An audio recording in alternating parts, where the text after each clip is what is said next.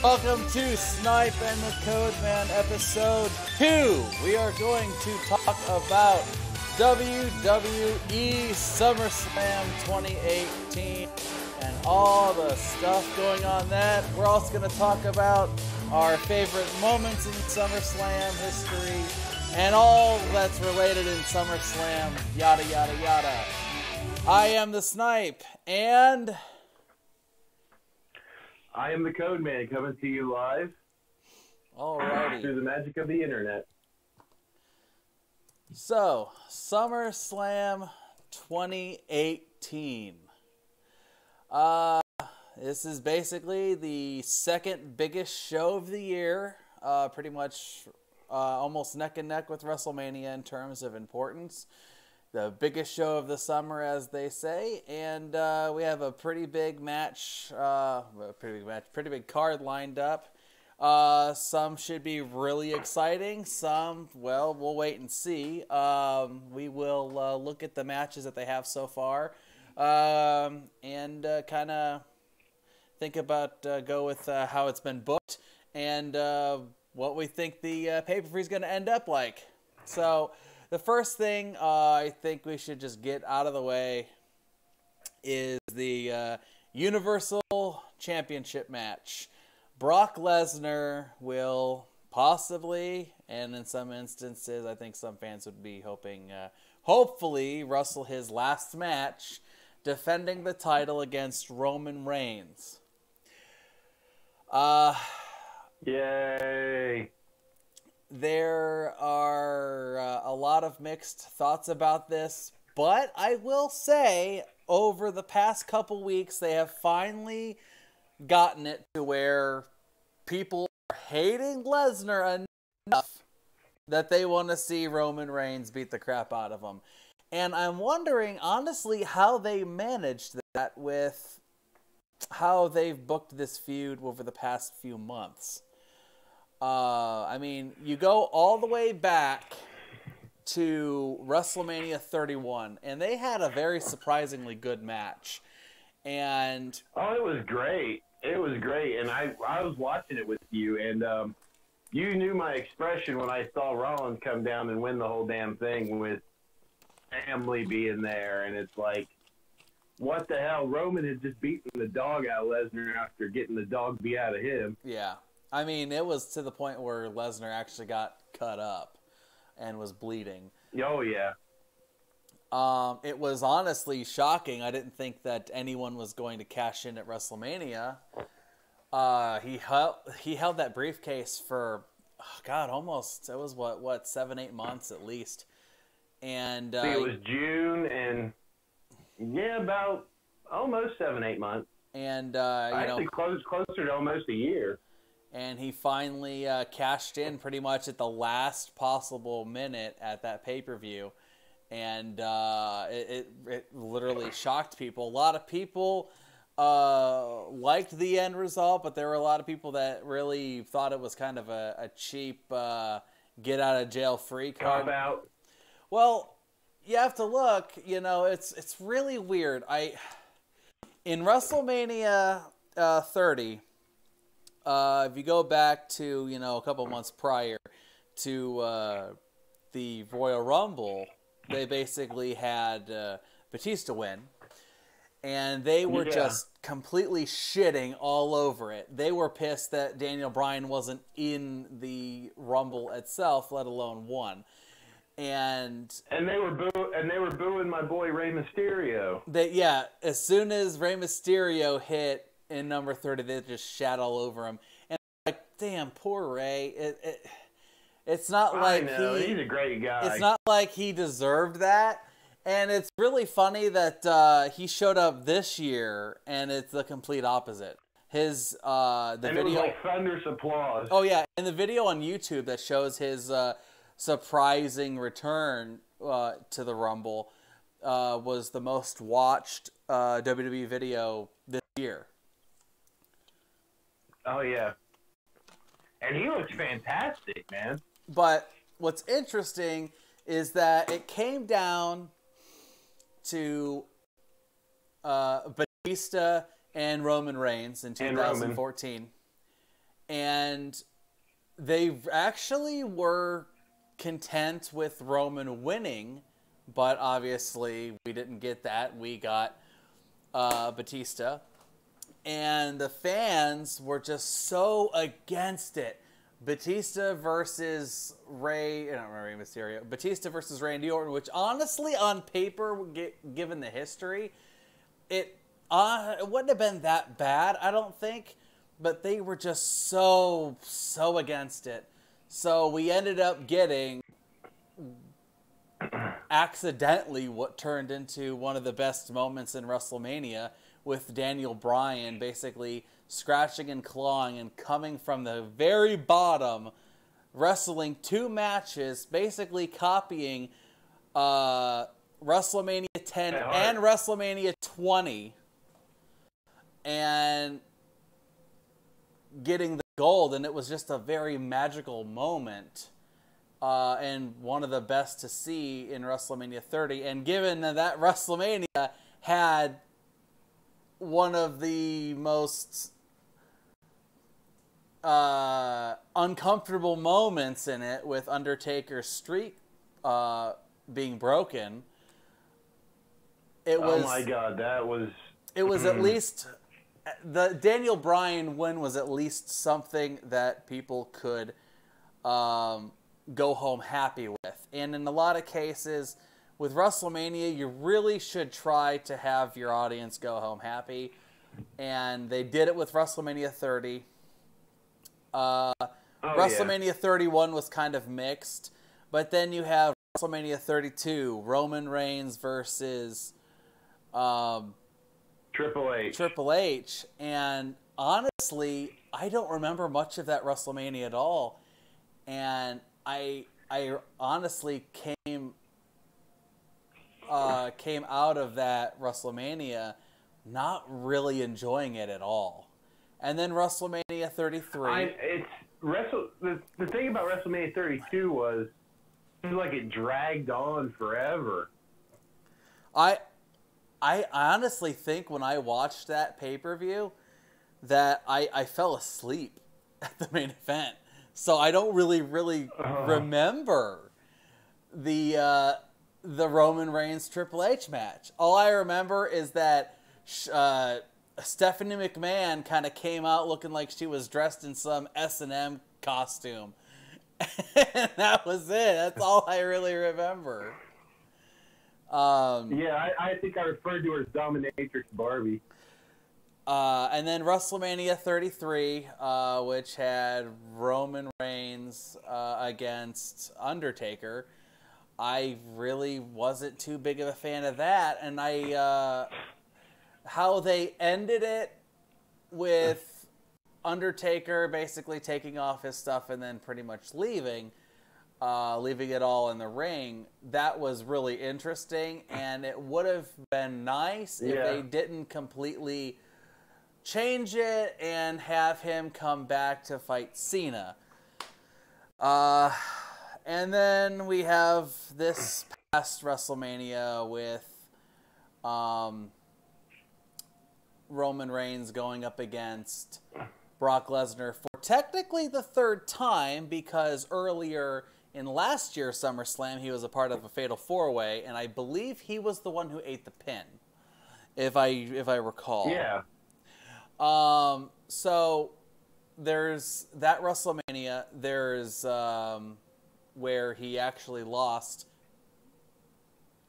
essentially clean to Lesnar after, what was it, like 5, 6, 7 F5s, and then he actually busted him up hard way. And I was just like, and I'm like, dear God, either Roman make a big comeback or somebody end it already. This feud really soured me after WrestleMania, because it's just poor writing. They build this match up for a whole year.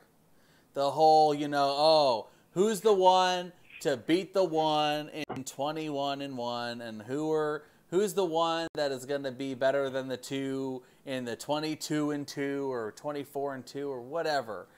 And then, and if that wasn't enough, you know, you kick out of the most protected move in wrestling like 5-6 times, only to still lose. Okay, everyone honestly was going to accept this was Lesnar's last match. You know, Lesnar would just go and you know, finally get the loss, and you know, it would be good for Roman. Honestly, it'd be good for anyone who would get it, but it would be good for Roman to show more legitimacy. And, you know, he would finally have the championship. He can finally have a run with it, a proper run, because pretty much every run that he's gotten has been kind of shitty. Cut short. Well, like, he's won the title, honestly, a pretty good number of times already. Like, he won it against Ambrose in that tournament, and then immediately lost it. And then he won it back from Sheamus. And then he lost it to Triple H. Then he won it again at WrestleMania. Which, honestly, that was a really weird instance where Triple H won it through that Royal Rumble. And they basically... It was almost like the 1992 Royal Rumble all over again, with a combination of the 1999 Royal Rumble. Because they took Roman Reigns off of it for a while, and they brought him back only for him to be basically eliminated anyway. And he wasn't even the last one eliminated. He was like the second or third last one, and then it was like Triple H and Ambrose. Yeah. But I just don't understand it. If they want Roman Reigns to be over so badly, why are they giving him awful shit to work with? I don't know. I mean, if you go back, I'm not a booker. If you go back to the Shield days, he was he was easily the most over of the three. He was the silent badass that basically would just lay people out, and it worked. People loved it. And then they broke up the Shield. They gave him a voice. They had him say stupid shit like "suffer and succotash, son," and people were like, "What is this? This isn't what we wanted." Honestly, he would benefit from a mouthpiece, and they didn't even have to initially turn him heel. He could have worked as just a guy who just beat people up, and that would work. Look what they're doing with Braun Strowman right now. Yeah. But instead, they do all this... I mean... Go on. Yeah, and it just seems like, you know, they want Roman to be this big face. It almost kind of reminds me of when Diesel was they're trying to get him over, and they weren't having it. And then, you know, and then Braun Strowman ends up being the one getting massively over, and it's like back to the drawing board again. Yeah, no. But, I mean, it really goes to question, what do you do if you want to get Roman Reigns over? If you want people to love him like they did back in 2012 to 2014, what do you do to get him to that level?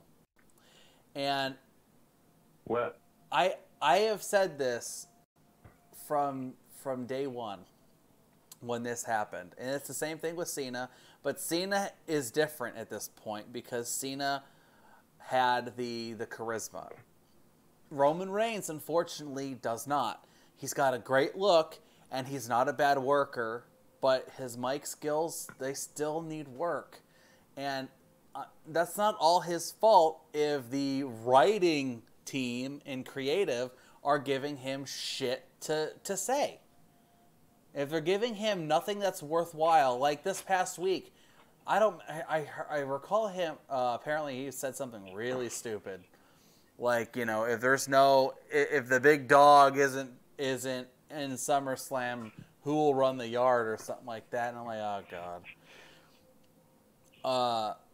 But this is one of the reasons why I wish that they didn't have all these scripted promos. Some people, they need it, but some people, they can honestly do better if they just shoot the shit live. Someone like The Miz is perfect just by shooting the shit. Someone like Roman Reigns, I don't know, but I mean, honestly, if you give him a chance, he might pull out something good. I mean, yeah, that's just the thing. He needs to be given a chance to see if he can do well on the mic without a script. I think Roman is somebody who can benefit from having a mouthpiece or a manager. Yeah. But who would you have as a manager? I mean, managers are few and far between anymore. You might have a wrestler accompany another wrestler, but there aren't any like legit managers. No. The only one, they got rid of Paul Ellering, which was really stupid because I don't know what's going to happen. I don't know. I think that may have been for health reasons. I don't know, but the Authors of Pain have not been doing good since they cut him out. Yeah, I don't know. I don't know what the story is behind that. I'll have to check that out. But you have Heyman, you have Lana, you have Zelina Vega,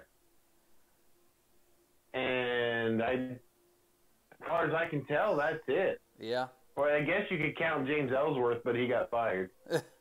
Yeah. But for the most part, it's mostly just other wrestlers accompanying other wrestlers. Yeah. I miss the days of like Mr. Fuji and Jim Cornette and Captain Lou and heck, even when he managed the Head Shrinkers and like Luna Vachon. I mean, you know, at least having that other interesting character that could also be a mouthpiece. Well, they need something. Some people really honestly... They need Brian Zane to be a manager. You know what? Yeah, why not? He could benefit. He's basically like a modern day Jim Cornette without the really awful potty mouth. Potty mouth. You know? Well, it is. I mean, Come on. His big slogan nowadays is "Thank you, fuck you, bye." Yeah. Yeah, I don't see him being on WWE TV and them having signs in the crowd that says that. No, but sometimes they'll have the Cornette face, which is pretty funny.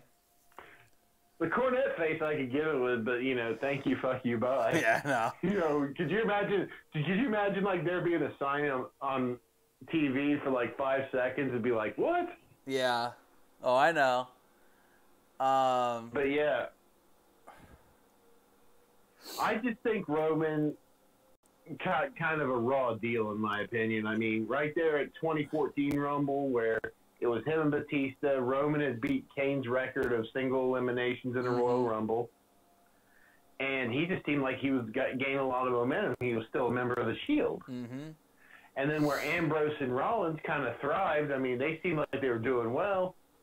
I think somehow it would benefit Roman either maybe to go back to NXT or maybe pick up a manager somewhere. NXT wouldn't have been a bad thing for him, but honestly, it's like I said, I don't want to hate Roman Reigns. And I don't either. I like him. He's got a great look. I mean, he works hard in the ring, despite what many people say.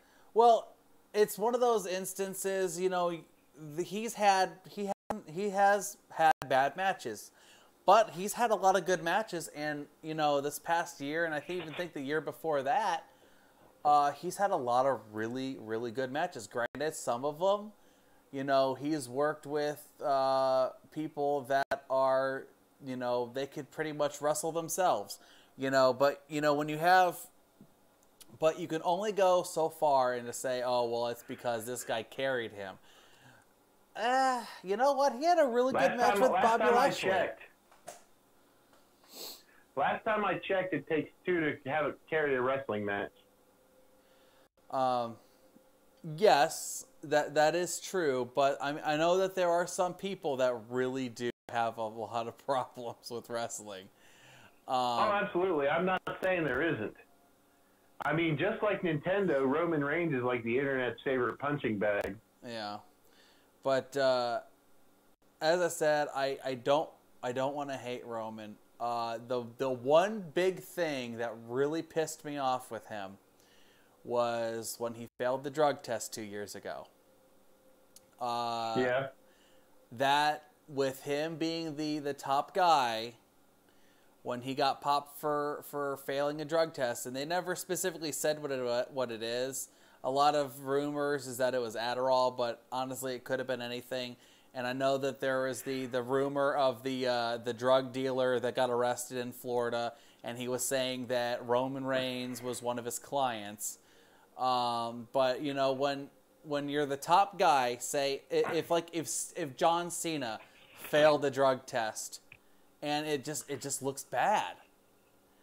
And yeah, I mean, I had heard rumors that it was a prescription that Roman had, and plus, you know, you can ask Adam Rose that he was prescribed something, and they still got popped for a wellness violation. Mm-hmm.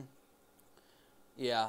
So, and then like, you know, that was just like, oh, Roman Reigns is a druggie, ha ha ha.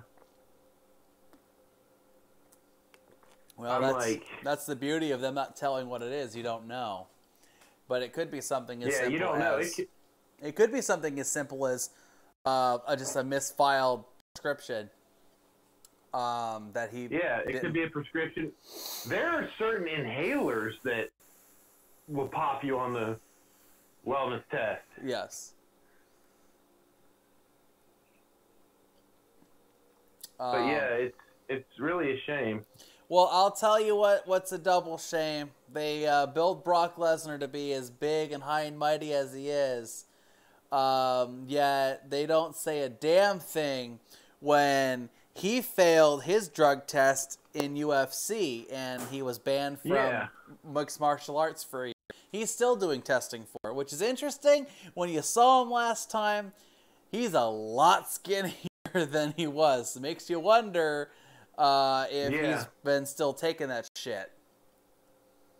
So I would have brought that up. I mean, I would have said, hey, why is he getting away with having hormone blockers, but yet I took a prescription and I got popped? Well, it's because he's a part-time wrestler. So what they don't test part-time wrestlers. So that makes it. Yep.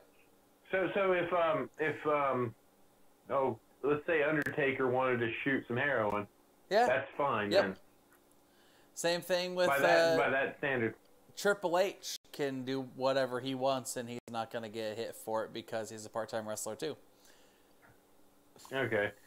And, you know, I really, really want to see Roman win this. And my thought is, okay, here's what happened. After the greatest Royal Rumble, I was watching it. Me and my little brother were watching it. And then he did the spear through the cage. Mm-hmm. And for everybody that may not know, a steel cage match, you can win a few ways nowadays. You can win by pinfall, submission, or escaping the cage and your feet hitting the floor. Both what happened was is that both feet. And basically what happened is Roman had speared Brock Lesnar through the cage, and Lesnar was still laying on top of that cage panel, and Roman had gotten out to the floor. And his feet were on the floor, and then the referee decided somehow that, Brock Lesnar won because he hit the floor first. Mm-hmm. Basically on that cage panel.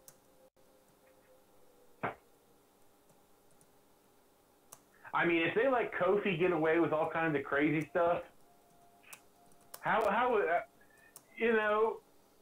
stepping on a pancake on the arena floor doesn't count? How did Lesnar get away with that one? WWE physics. Yeah, and speaking of WWE physics, whatever happened to the 30-day mandatory title defense rule? Honestly, about that, I think that they enforce it only when they want to, but they have a precedent at this point where where they only use it when they want to. I'm talking around in circles now. But if another wrestler decides he doesn't want to wrestle for a while, and they say, well, you have to defend it within 30 days or we're going to strip the title from you, you'd be like, hey, you let Lesnar hold on to the title at home for 3 fucking months. Yeah. You know, what's up with this crap?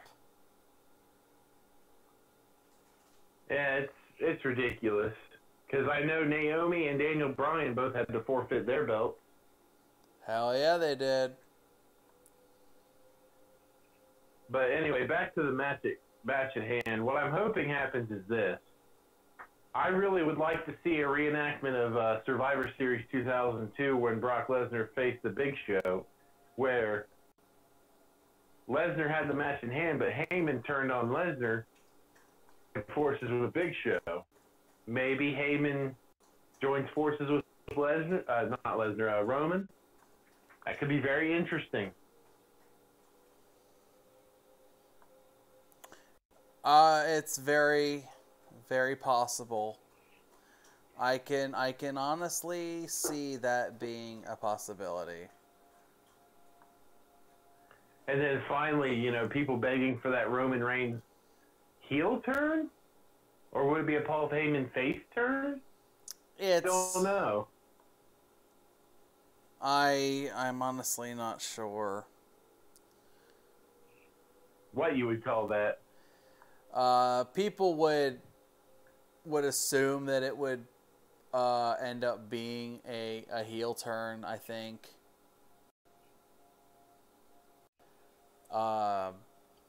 That's what I'm thinking, which would be the case.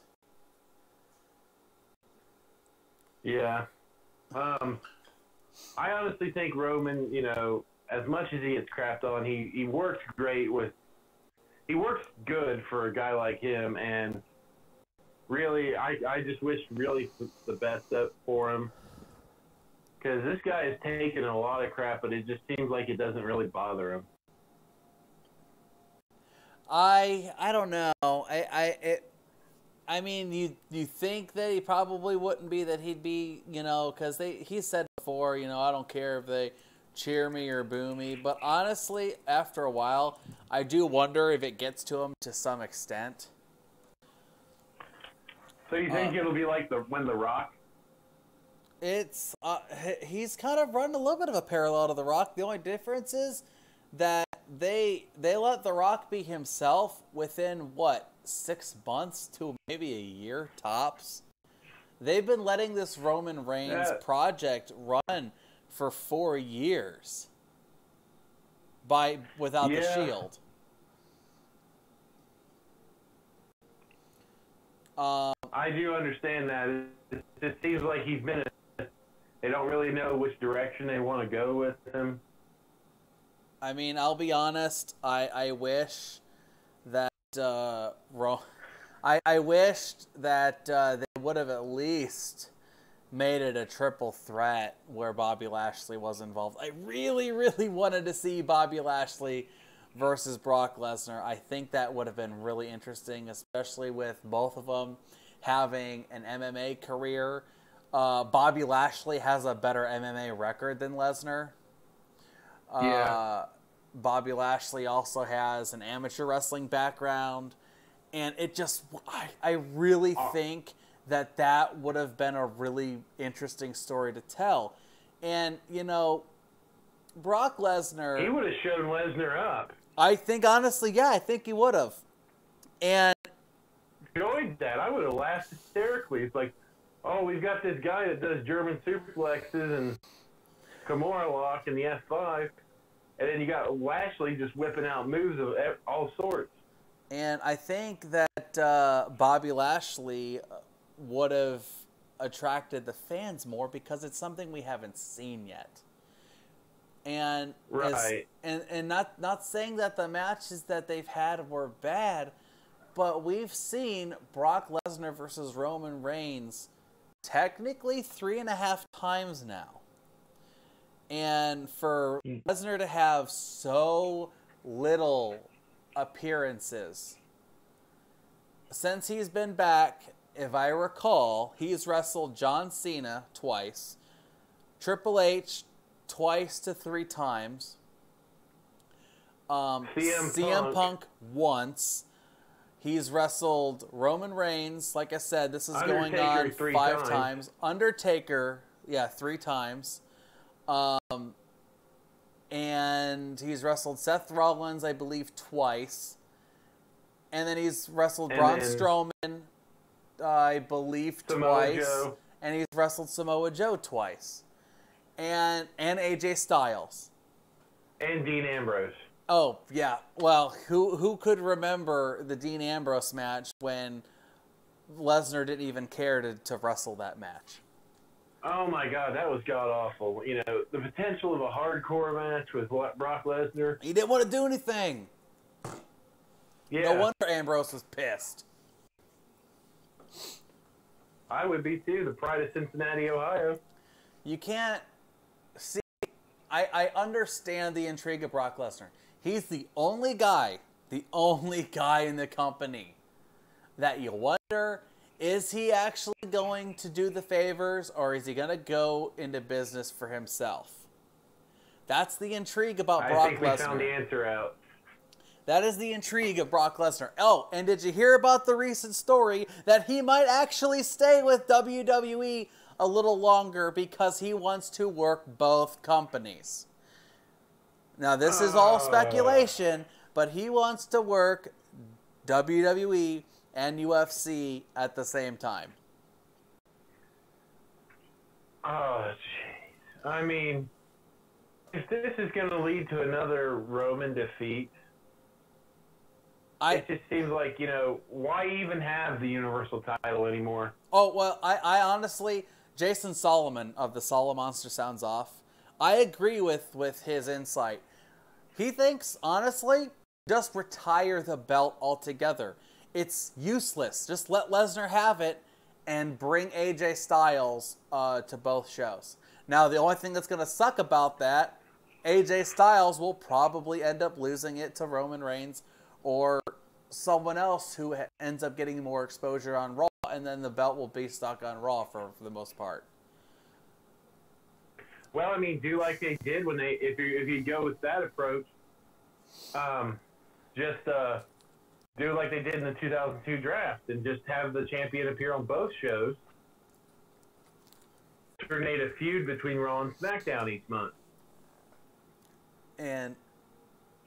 But bottom line, at this point, I don't care if Roman wins it or not. They just got to get the belt off Lesnar. Lesnar has killed that title. The title was way too young for them to have someone only defend it 10 times in the span of 2 years. I agree. I mean, it's sad because speaking of SummerSlam, the first guy to win it, Finn Balor, had it for a day. Yeah. Had it for 1 day.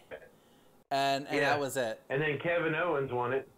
Kevin Owens won it in a fatal 4-way that he basically got the assistance of Triple H. And then after that, he basically had help from Jericho the most of the time. Now, the duo was really entertaining. I'm not going to deny that. But absolutely. I think that that they could have done more with his run. And then Goldberg had it for a couple months, which it was okay. And then, like I said, Lesnar had it. Lesnar got it off of Goldberg, and then ever since, he's defended it very sporadically. You know, they can boast that he's the longest-running champion of the modern era. But if you compare to the person he beat the record by, which was CM Punk had it close to 500 days. It was like 400 some odd days. CM Punk had, I believe, almost 200 title defenses. Brock Lesnar has had 10. What sounds more impressive to you? And whether you love him or hate him, CM Punk reign. At least he was a fighting champion. Oh yeah. But Lesnar, he barely wants to do anything. And that's another thing that really bothered me last week, I believe it was. Brock Lesnar not only admitted to not watching or following the show that he works in, he actually questions why would he even watch it. I cannot fathom that WWE Creative gave a go-ahead of their top guy, their top champion, burying their product. Well, I think that's trying to draw the heat on him. Trying to get him hated even more. But it's one of those things. People, I mean, that was like, wow, your main guy doesn't even watch your show because he doesn't care to. Why should we? And it's honestly, it's kind of, it kind of leaves a bad taste in your mouth. And, oh yeah,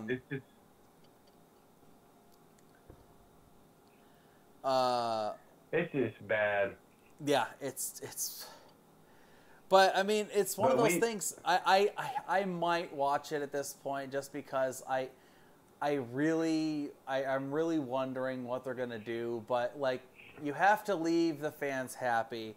And even though people are cheering for Roman Reigns right now, I still don't know if they're really wanting him to win the title.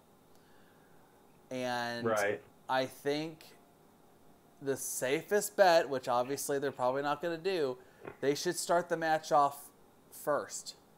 Not the pre-show, but like as soon as the show goes live for the actual SummerSlam show, start it off with the Universal title. Just get it out of the way. You can even play something that, you know, Brock Lesnar is going to just do this real quick, and then so he can leave early or something. Give him more heat. And I think Russell Talk mentioned that. But, you know, start it off. Do what you got to do, whether it's, you know, having Lesnar retain or Roman Reigns win, and then that's it. And then move along and try to end the show with something that people will be happy about. One of the big shows, you really shouldn't have someone leave a bad taste. You really shouldn't spoil the fans' mood. And I honestly think that'll end up happening either way, unless if Braun Strowman cashes in. And speaking of Braun Strowman, we can move into the next match, which is Braun Strowman versus Kevin Owens for the Money in the Bank briefcase. Yes, and I think this is finally when the feud starts getting interesting, because it's really going to make you wonder if Strowman's actually going to win. Not saying that because Strowman has been booked like a killing machine. He's pretty much the Terminator. Nothing can stop him at this point. And he's an undefeated tag team champion. But with all the technicalities that can resort in Strowman losing his briefcase, it really makes you wonder if they're going to take it from him and Kevin Owens is going to cash in instead. Yeah, but honestly, I think Braun Strowman has been kind of jerked around a lot, and I think it's about time for maybe him to be... He can honestly bring legitimacy to the belt, believe it or not, in my opinion. He could, and the better thing is unlike Lesnar, he can show up to work weekly, or at least, you know, he can show up per pay-per-view. You don't have to put him on TV every week. That actually can be a problem if you're oversaturating your big attraction. That's the only reason that makes Brock Lesnar special, aside from people not knowing whether or not he's going to go into business for himself, is the fact that he rarely ever shows up. So when he does, it means something. But if it's so sporadic that it's like your top belt is the Intercontinental title, yeah, what's the point of even having it? But the Money in the Bank briefcase, This is the first time it's been defended on a pay-per-view. I mean, the last time it was actually defended in the match was when Edge beat Mr. Kennedy on SmackDown. Yes, it's the only time someone's lost the briefcase, and I honestly always thought that Braun Strowman never even needed it.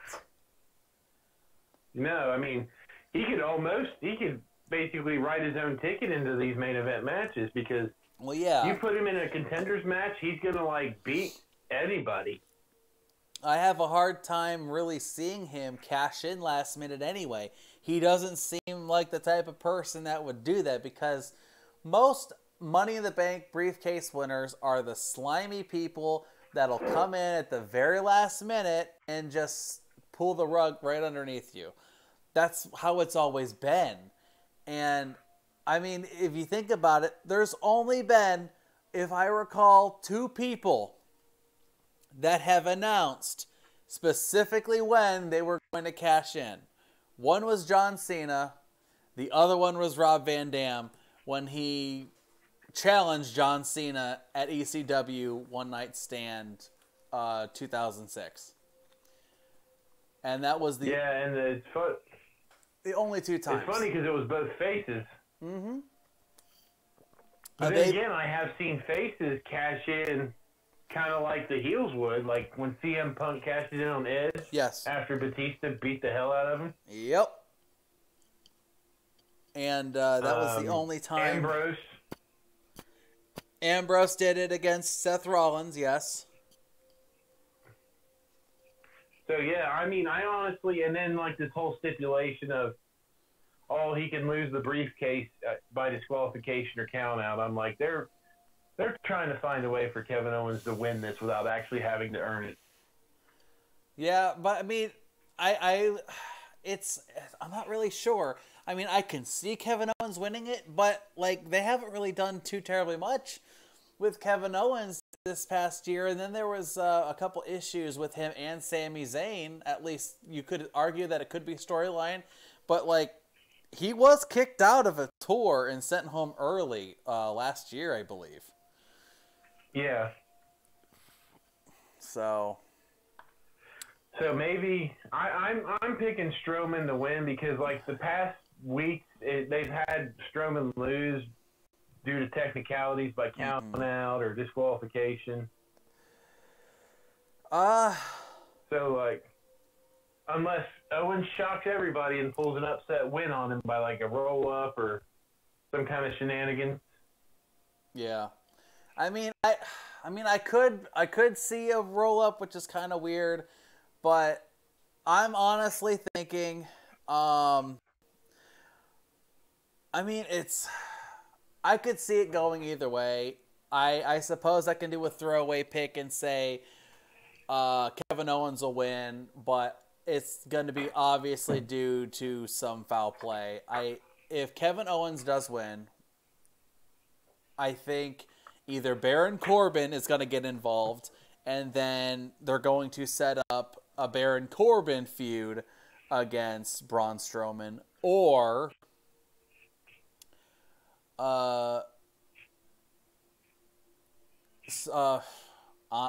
they will have Braun Strowman win and keep it.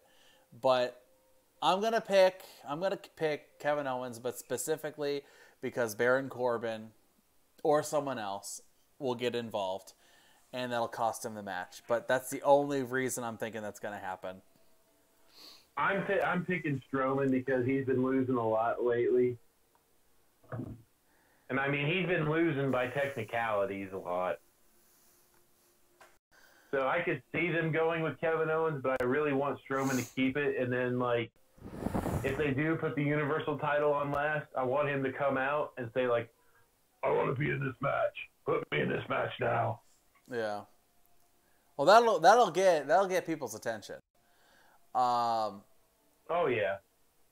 I will say I'm not as cold on the Universal title match as I was. Literally 3 weeks ago, I was of the opinion because, like I said, I've seen it time and time again. And at this point, with the recent news that he's trying to actually stay, And people are already expecting, oh, Roman's going to win. WWE might try to swerve people again like they did at WrestleMania. And I don't even want to see that. See, I would just be like... It's no longer a swerve if you've done it. Like, it's happened at WrestleMania. It's like, oh, Lesnar's going to go to leave. And then, oh, last minute, he re-signed. Yeah. It's not a swerve anymore. So... but yeah, like a couple weeks ago, I was ready to be like, okay, if Brock Lesnar versus Roman Reigns goes on last, I'll just go to bed early.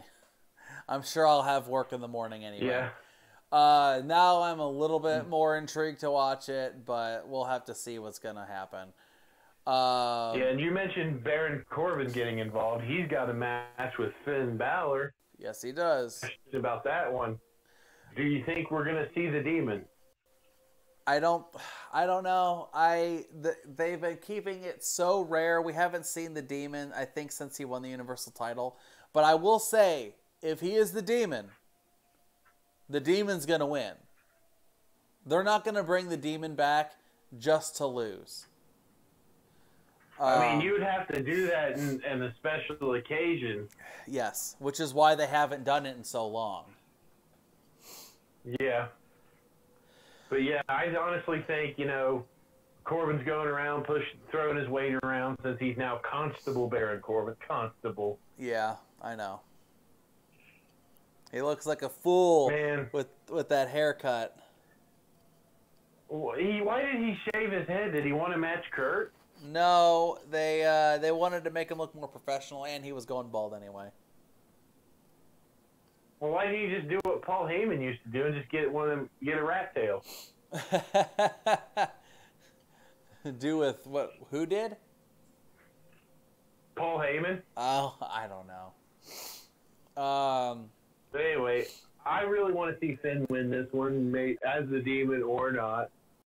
I mean, yeah, I'd rather have Finn win. I know that they're kind of trying to push Baron Corbin as a more, bigger name now that he's, a part of the Authority. I mean, I could see him win, just because they want to get him more attention, but I'd rather see Finn Balor win. I've never been that big of a fan of Baron Corbin, though. He's had a little bit better. He's had a little bit better luck with his promo skills, I guess, since he's become an authority figure. It's kind of fit him a little bit better, but he's just that wrestling I don't understand why authority members, they just wrestle in their business clothes, and it's just so ridiculous. I think that would be awkward because have you ever? I mean, I can attest to this. Have you ever tried dancing in a suit? Oh, well, remember Corporate Kane, who's now mayor, by the way? And speaking of Kane, congratulations on winning the mayoral election in Knox County, Tennessee. Yeah, hopefully he will rain fire down on all those that will cause problems in that town. But yeah, Finn Balor I'd rather see win. But yeah, just they gotta stop having these authority figures wrestle in business clothes and dress pants. It looks so ridiculous. I think they did it even with when Val Venus became Chief Morley, and then they had the Right to Censor group. They all wrestled in clothes. It just looks ridiculous. Yeah, but at least with that, they at least cut the sleeves off, so it looks somewhat okay. Yeah, but then they had Ivory wrestle in like a long skirt, which didn't make any sense. Oh, gosh. Yeah. I mean, why did they just have her wear black pants? I mean, at least she'd been more mobile that way. Yeah, I know. I don't know. I mean, the gimmick worked. People hated it, which is what they needed to do. And they did it specifically to make fun of UPN. But yeah, they hated the gimmick. The fans did, and it worked. They were a perfect heel team at the tail end of the Attitude Era. Yeah. So moving on. And let's see what other Raw matches are there. Alexa Bliss versus Ronda Rousey, Raw Women's Championship. maybe you can help me out here. Can you explain to me the appeal of Alexa Bliss? Yeah. Because it just seems like she's this heel that wins at the last minute every time. Okay. 1, she's hot. 2, she's a bitch. Instant money. Yeah, but, it just seems like people are praising her to high heaven. I get her character's great. It's spot on. It makes you want to hate her. She does a good job with that. But everything else is just like... Oh, she's not... She's an okay wrestler. She's okay. That's about it. She's really, really tiny. And really the thing that goes good for her is that, like I said, she's a slimy heel. She has a group of people to back her up and help her win. And speaking of people to back her up, what the heck was that abrupt Mickie James heel turn? I don't know. They've kind of made out of left field. They just kind of made a joke on, like, is she a heel today or is she a face? But so has Mickie James become the female Big Show? I think honestly, yes. I think she has. And I don't know what they're going to be doing with the women's pay-per-view that they keep on talking about. But I'm sure she will be involved, and whether or not fans cheer or boo her, I'm sure it will not make a difference. Right. And we've got, Alexa versus Ronda. Everybody's going to say, well, Ronda obviously is going to, tear her apart. And I really want to see, a lot of people want to see Alexa Bliss get hers. I mean, we saw that earlier at WrestleMania when Nia Jax beat her. But it kind of disappointed me that Alexa got the belt back so quick. Yeah, they should have kept her away from... She had the title for almost a whole year, if not a whole year. And it would have been good to just keep her away from the title. She didn't need... she was the last person who needed that briefcase. And not to mention, she spoiled the Ronda Rousey Nia Jax match, which you could argue was a blessing in disguise, because I think putting the belt on Ronda Rousey that quickly, especially it being her first singles match, would have been a really big mistake. But yeah, everyone wants to see Alexa Bliss destroyed by Ronda Rousey. Ronda Rousey is over like a motherfucker. She is crazy popular. And people love the fact that she works hard. She has just caught on to this business like it came natural to her. And while she's not really good on the mic, physically, she's got it. She can go. Oh, yeah, no doubt. But see, I could see something happening in this match, too. I don't know if we'll see an interference from... You remember when Alexa Bliss, dislocated her elbow? Mm-hmm. Apparently she's double jointed and she can do that, because she was facing Becky Lynch and she dislocated her elbow, made her drop her guard, she popped it back in place, and then rolled her up. Mm-hmm. So I could see that happening because Ronda's finisher is the armbar. Yes. And I've noticed Natalya, palling around with Ronda. I don't know if we could see a heel turn there, or... I think if Ronda Rousey is going to lose. Now, my personal pick, I don't want to see Alexa Bliss with the belt. I do think that it's too early for Ronda Rousey to get it. And it's not that she doesn't deserve it, but, for her being so new, it's better to see her chase the title, or even better, go after a few other people first to show that she's the one who deserves it. Yeah. And I could see Alexa trying to get herself disqualified or Ronda get disqualified, and then it's very possible. Something at the Evolution pay-per-view, which could be a steel cage match between Alexa and Ronda.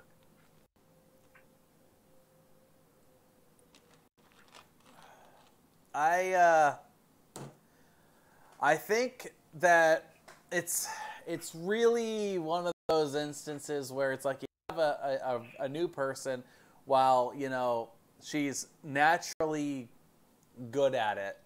She's almost like a female Kurt Angle, which is kind of ironic, seeing as her debut match was a tag match where her partner was Kurt Angle. Yeah. But do you think Stephanie might do something in this match? I don't think Stephanie McMahon will be involved in it. If anyone's going to be involved that can cost the match against Ronda, it would probably be Natalya, honestly.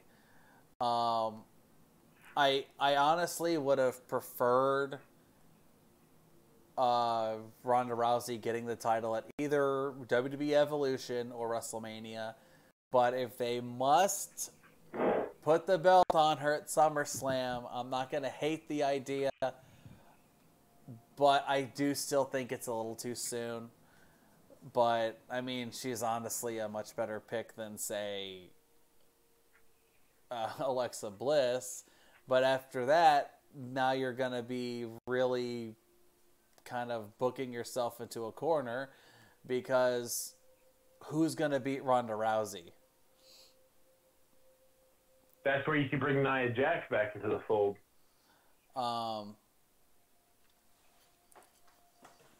So that's the only thing. Or Ember Moon, or they could bring up Shayna Baszler from NXT.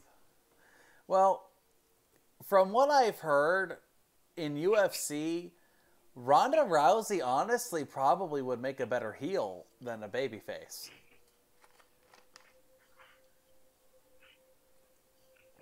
And I can see if she turns heel, if they are interested in making a women's tag team championship, her teamed with Shayna Baszler will be pretty scary.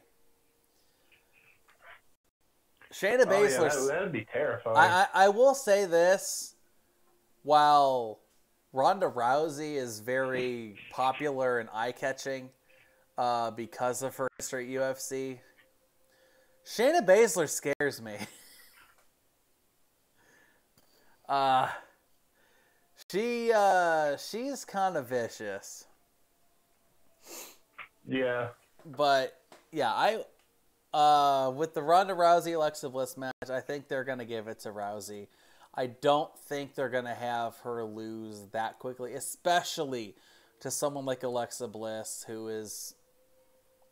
honestly has had probably a much better championship run than she deserved. Yeah. And I'll tell you what, she practically ruined Bayley's momentum. Oh yeah. That she was a train.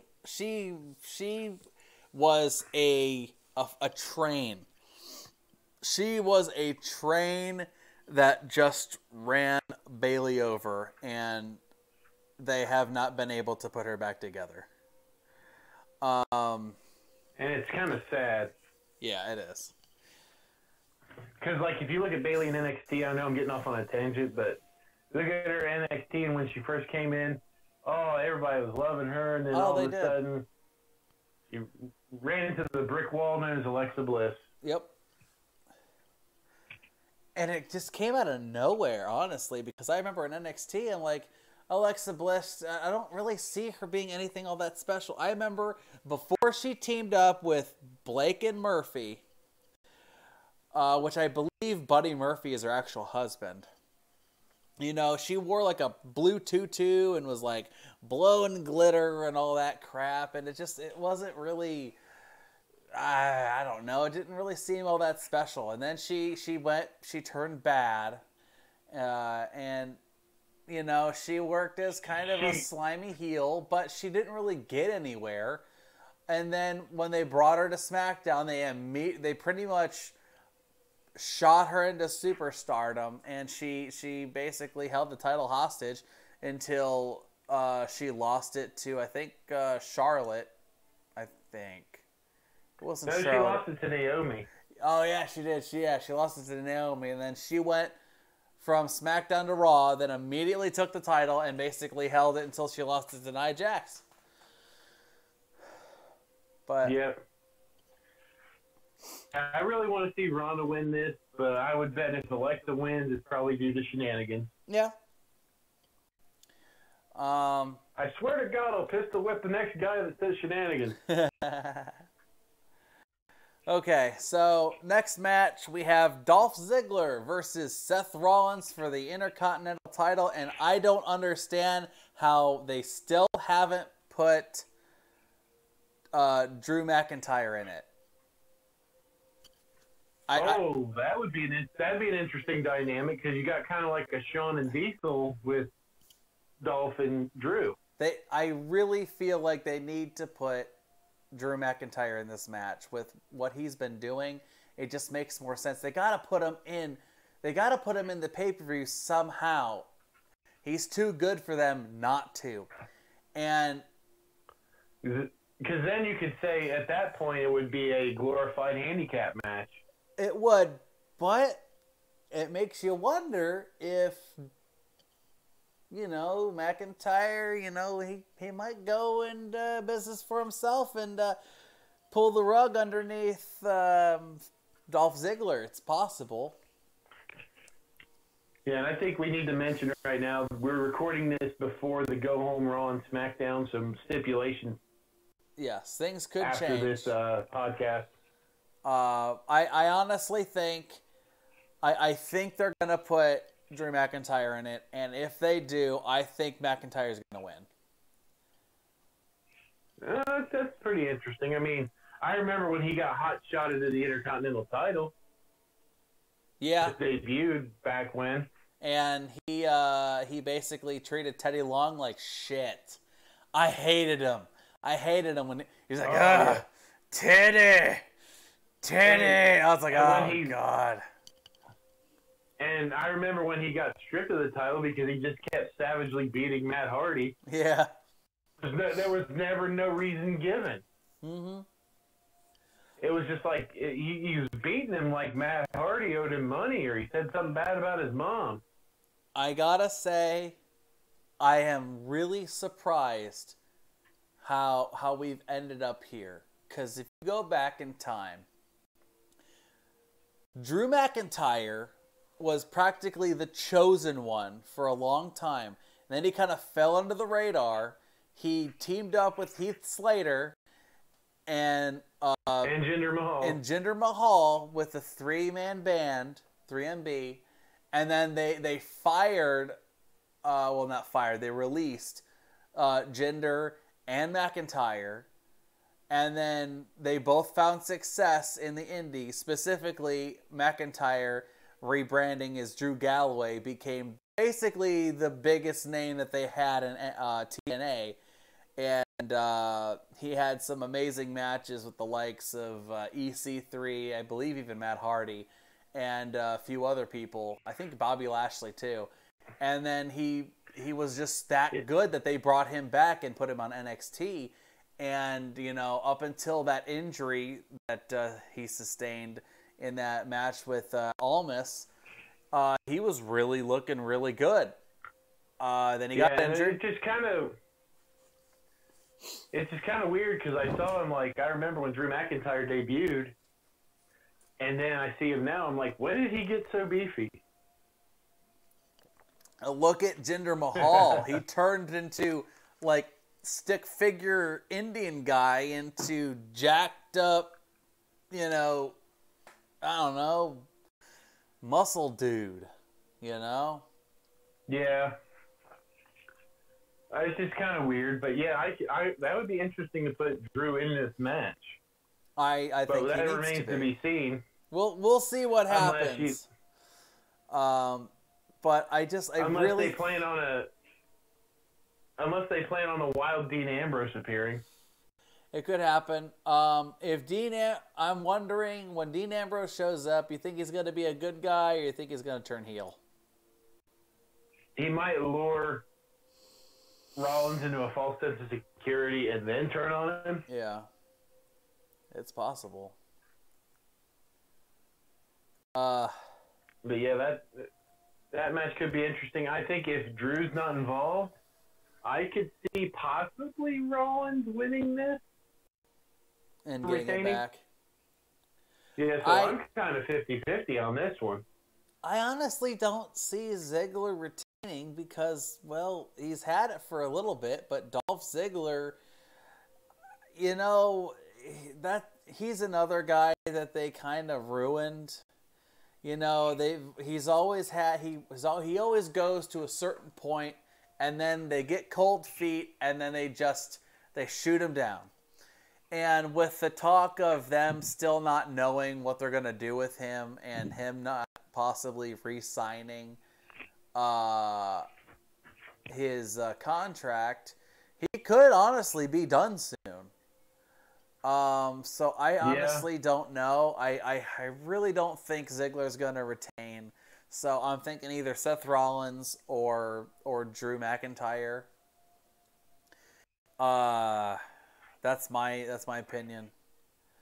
Moving on. A lot of people's contracts are coming up. Oh yeah, it's going to be scary next year on who's going to be staying and who's going to be going. I really hope that they can convince, Daniel Bryan, AJ Styles, Shinsuke Nakamura, and the Good Brothers to re-sign. We'll have to see. Moving on. But let's we have the Cruiserweight title. I don't really know exactly what's going on with this. I know it's Cedric Alexander versus Drew Gulak.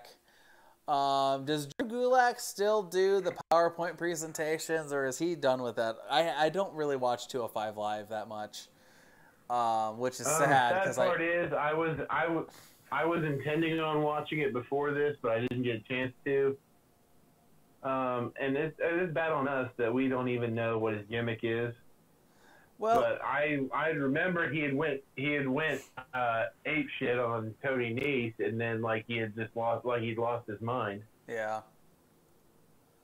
But really, I think Drew Gulak had quite the gimmick for himself with the PowerPoint presentations. Yeah, it was Cedric Alexander. It was the only good thing, really, that 205 Live did with those goofy storylines, is that they really brought character into Drew Gulak, and then when Triple H took over, they kind of scrapped everything and made it pretty much just about wrestling, which isn't necessarily bad, but when you had something that worked for a certain character and you're taking that identity away from them, what are you left with? Right. And I think ever since they stopped featuring the Cruiserweights on Raw, it just it's hurt that division. Yeah. I mean, and no offense to the UK tournament or anything. I mean, the last time I saw the UK champion, the Bruiserweight, show up? Pete Dunne. On Raw one time. Pete? I apologize, I couldn't remember his name. But they don't get the kind of exposure you'd like him to. Well, apparently Pete Dunne is so good that even Dave Meltzer has noticed him.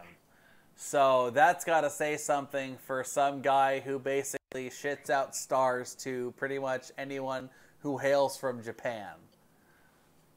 Right. That's a story for another time, though. But yeah, I would really like to maybe see Drew Gulak have a run with the Cruiserweight title. Cedric's held onto it since, I believe, WrestleMania. Or WrestleMania of last year, even.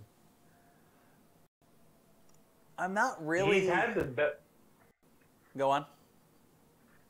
He's had the belt for a long time, so he's been defending it from what I've seen. And really, this could be interesting. But, I honestly believe that 205 Live guys deserve a little bit more exposure. If you got to put a little bit on Raw, a little bit on SmackDown, just onto the Blue Moon. Well, yeah, I agree. I don't think that they need to be subjected only to the kickoff show. I think that's a bit of an insult. Yeah, and then when that whole thing, when Drake Maverick, or as people know him, Rockstar Spud, was really lobbying to get the Cruiserweight title on the main show, and it didn't happen. Yeah. But if I had to say, I'd like to see Gulak win this one. I really, both guys are great. I wouldn't mind seeing either one go over, but maybe having Gulak win this, since Cedric's had the belt for a long time and he's been a fighting champion. I'll be honest. I'm not. I saw what people liked about Cedric in the Cruiserweight Classic.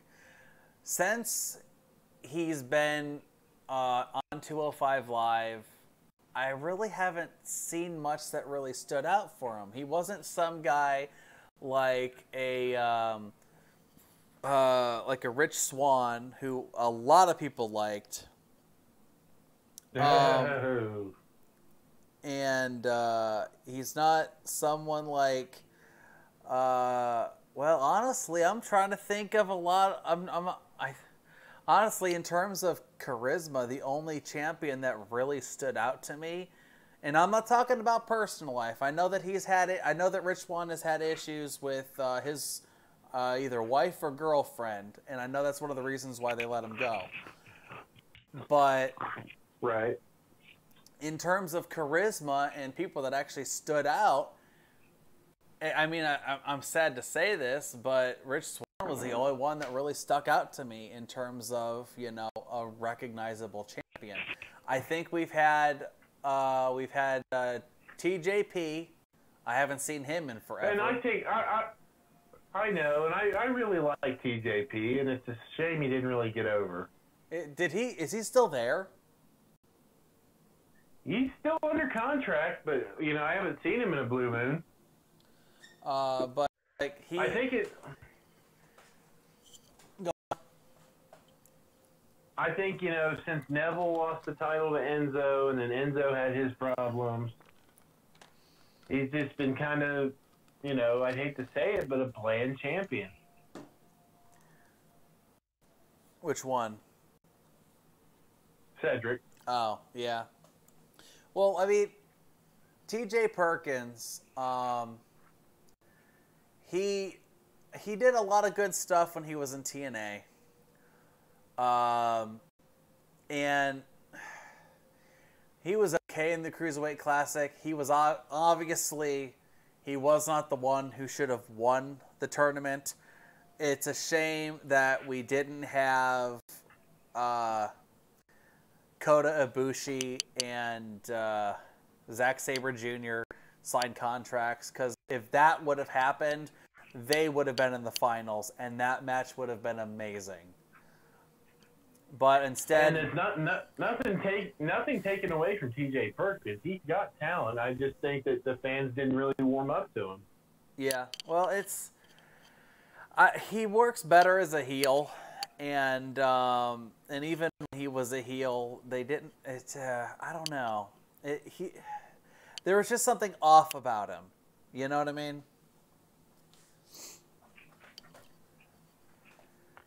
Yeah, but we would like. I'd like to see Gulak win this one. I just think 205, the cruiserweights in general, need to be represented better. They do, because some people probably. I looked at that and like, they're having a cruiserweight title match. I was surprised by that, but I was like, and it kind of makes me feel bad, because I was one of the big proponents of. I think it was great that they were bringing in these lighter guys. If they're not going to do much with them or not feature them more prominently, I think they need to just integrate them with the rest of the roster. Yeah. And some of these wrestlers that are in the Cruiserweight division could have kick-ass matches with people that are considered heavyweights.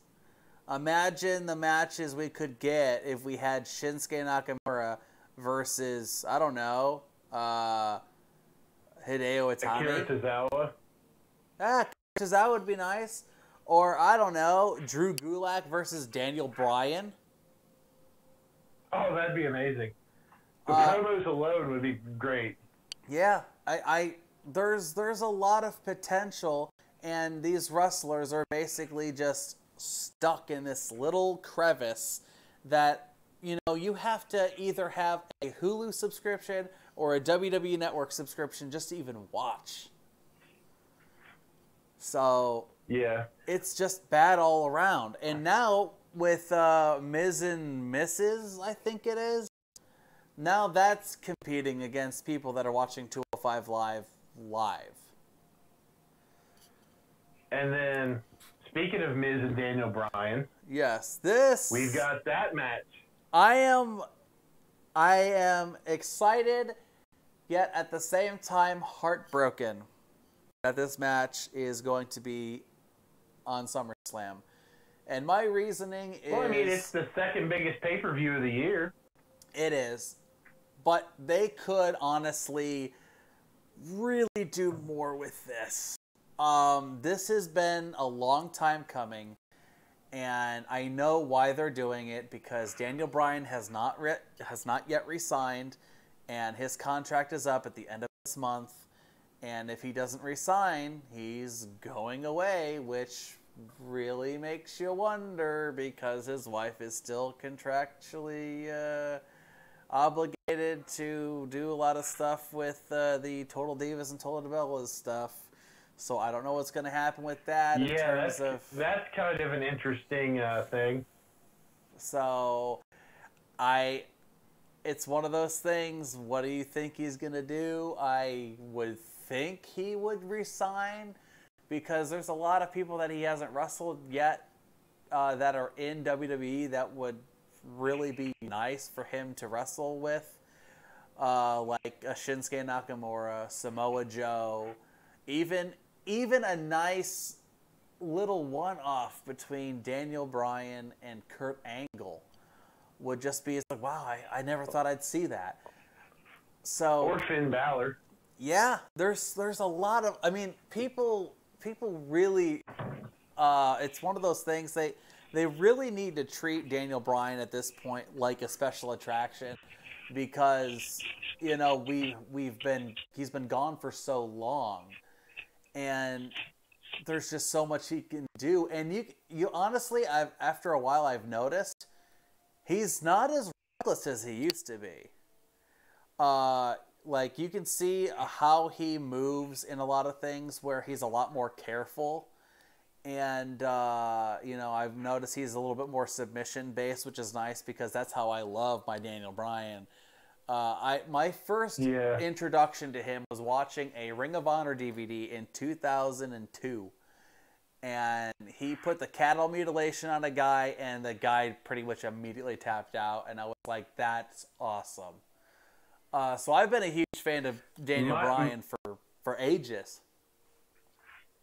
My first introduction to Daniel Bryan was basically the NXT season where Michael Cole was giving him a hard time. Oh yeah, I hated that. And then the incident where he choked Justin Roberts out with a tie. Yeah. And then I think it's kind of poetic that this match is at SummerSlam, because if you recall, I think it was 2010 where Miz was getting ready to be part of that big match was against the Nexus. Yes, and they picked Daniel Bryan instead, and then Daniel Bryan feuded. Daniel Bryan and Miz have the longest rivalry in the modern era of wrestling. It started in 2010, and it has continued ever since. I mean, this is something that, like, this is literally a gift of the gods. And that's why I feel like it's being rushed. And not saying that that it can't be done at SummerSlam. I'm saying that the blow-off shouldn't be at SummerSlam. Which, honestly... No, I think this might be part of a bigger thing. Daniel Bryan versus The Miz, and The Miz has improved exponentially. And after, honestly, seeing that talking smack incident, this has become such a big potential moment that this needs to finish, in my opinion, as a main event at WrestleMania. It has to. I can see that. And it breaks my heart to say this, but this is why I am going to say The Miz is going to beat Daniel Bryan at SummerSlam. Man, you're picking against your boy. Yes, I am. But the reason why is because I feel like this is going to be the start of something even bigger. Yeah, you think they'll carry this feud on, maybe involve the wives? I don't know if it'll involve the wives. It might, because they each have they're both married. They both have a daughter. But, I mean, think about it. It's, like I said, going back to NXT, pairing him with The Miz as if, you know, The Miz didn't need someone to show him, you know, a wristwatch from a wrist lock. And it basically progressing from there. The whole talking smack, I'm not a coward promo, which is probably one of the biggest work shoots of the past couple of years. And it just, I really think that this needs to be the start of something much bigger, and it really all depends on whether or not Daniel Bryan resigns. And I really hope to God that he does. Because they can't just do a one and done and that's be it. They have to continue this, but they have, like I said, I want them to stretch it to WrestleMania because I think it would work better. They can do this match now and even have Daniel Bryan possibly go away for a little bit and then come back later and then just kind of tease them a little bit and then pull them apart. Tease them a little bit and pull them apart. And then after the Royal Rumble during WrestleMania season, make it inevitable that it's going to be those two. And what would be more amazing to me is if somehow within the next couple months, The Miz ends up becoming the WWE champion. And then this next WrestleMania, or this next Royal Rumble, Daniel Bryan wins. And challenges The Miz for the title. I think that would be amazing. I think it would be too. And like I said, and those reasons are why I think The Miz is going to beat Daniel Bryan. They can't, I don't want it to be a one-sided thing. And it doesn't have to be a clean win where The Miz just outplays him, which that won't happen. I honestly think there will be some kind of interference involved. I think there will be some kind of trickery involved, and that's fine. That's what The Miz does. But I think The Miz needs to win this one.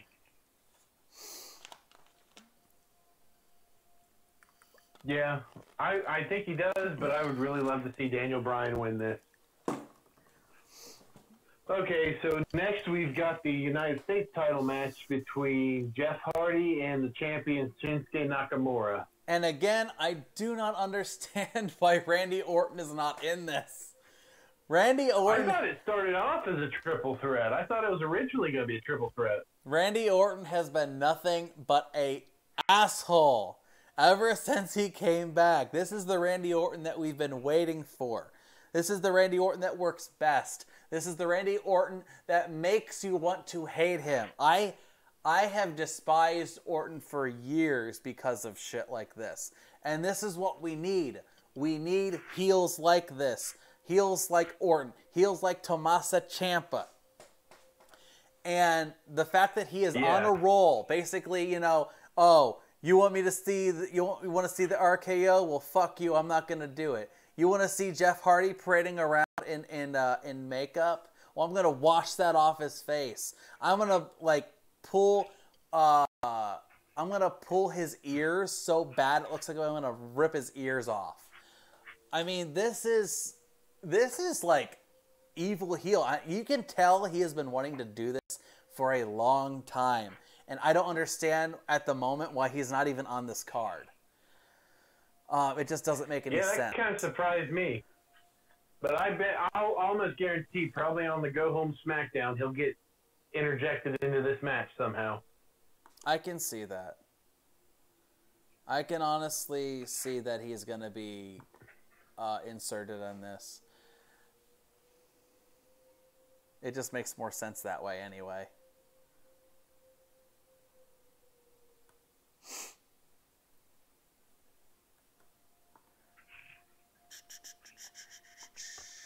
Yeah, but I think I heard Jeff Hardy's injured, so I would probably say Shinsuke's going to take this match. I agree. I think Shinsuke will retain, and more than anything, honestly, after the bit that he's done over the past, oh God, I don't even know how long it's been, but with him basically going after the WWE title and failing every time. I mean, the heel turn was great, and they did a lot for him with the few times that he's actually gone after AJ Styles. But pretty much ever since then, it's kind of been, I don't know, I feel like they could have done more for him. So, I mean, I guess it's a nice consolation prize that they've given him the title. I still think he deserves to be at least one time the WWE champion, to be basically the first recognized Japanese WWE champion. It's like the same thing with Asuka. They did all that work for Asuka to be undefeated only to lose against Charlotte, for the next SmackDown lose to Carmella, and then on that following pay-per-view lose to Carmella clean. It's like, what was the even point? What was the point of that? So yeah, it makes perfect sense now that Carmella's going to say, well, I must be better than Asuka then, because I beat Charlotte clean, who, beat Asuka, and then Asuka, gets booked into a feud against Carmella, and it's a complete moron. Where's Asuka? Asuka's not in the pay-per-view, apparently.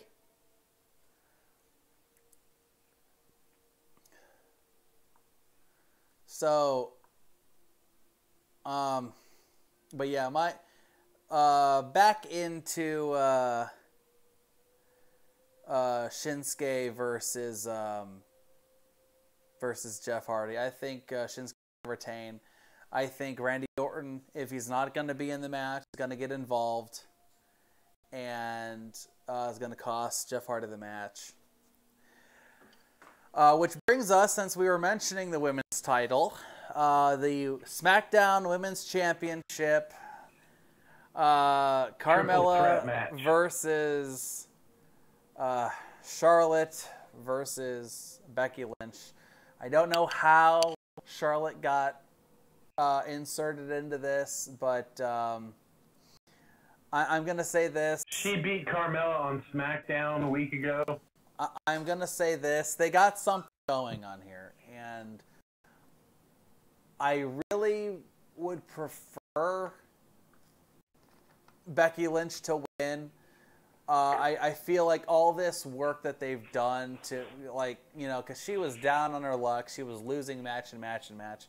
Then she finally started winning and winning and winning.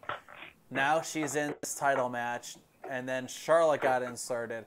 For Charlotte to end up turning around and winning, or Carmella to win, I just feel like that's almost like a waste. I don't even care if Becky Lynch turns heel. That's fine too. But I think Becky Lynch needs to win this, and that's who I'm going to pick to win. I've got to pick the last kicker to win this one. there really isn't anything more for me to say about that. I mean, I'm not digging Carmella. It was interesting seeing Ellsworth come back, and it's like, I guess, what do they bring him back just so they can have convincing losses for Asuka? That's the only thing I can think of. The whole Shark Cage match was just a complete wreck. Again, quoting from the Solo Monster, Asuka has a really bad case of dumb babyface syndrome. And it's a shame because I just wanted to see her as a complete monster, just destroy this woman. And then, because she's honestly, I think Asuka's probably my favorite female wrestler right now, and I don't know what the point was for them to just kind of throw her away like that. Excuse me. But what's your take on Carmella's champion?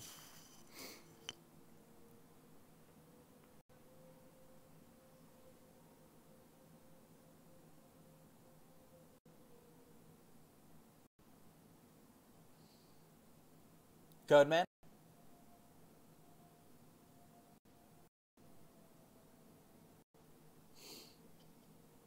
Hello?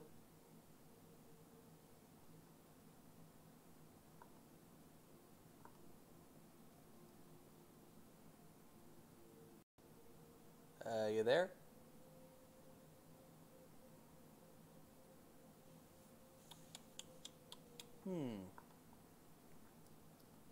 It's a little odd.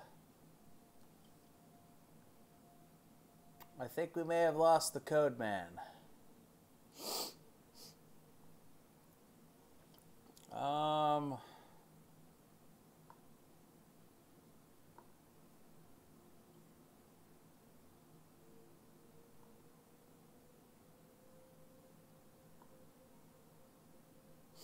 Let's see, the last couple matches to talk about.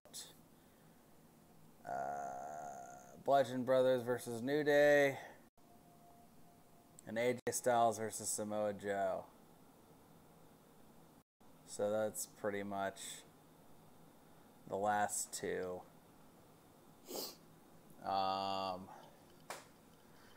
Okay, let's see if I can find something to play while I'm gonna try to get the Codeman back.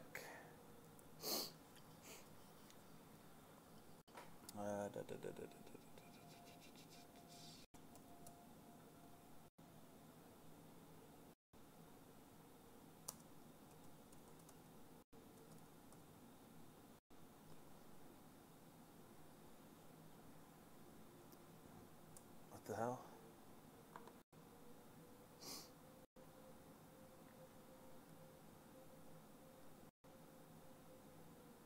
Call with Cody now. Oh.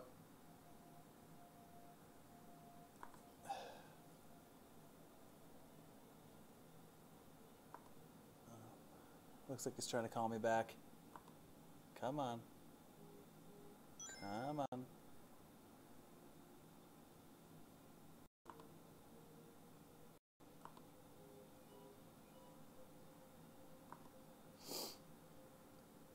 Okay.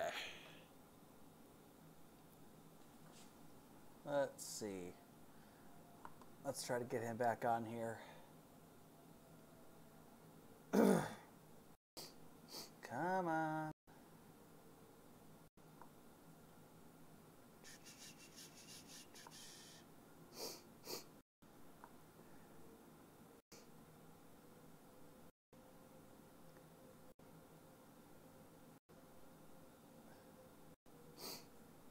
It's failing me.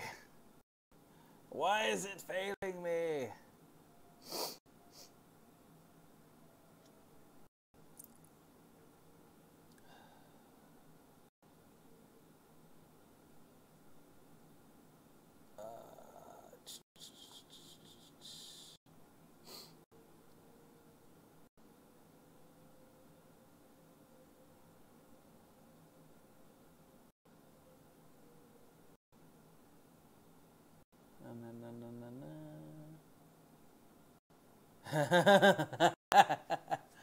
I would totally love to play that. WWE would flag that video real fucking quick.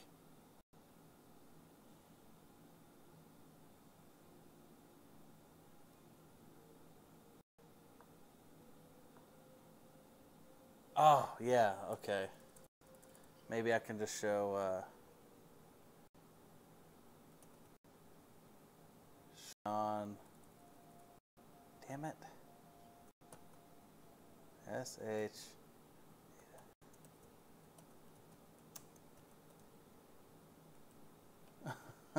Shawn Michaels oversets Hulk Hogan. Yes. Yes. It was SummerSlam too. This works. I don't want to see the whole thing though.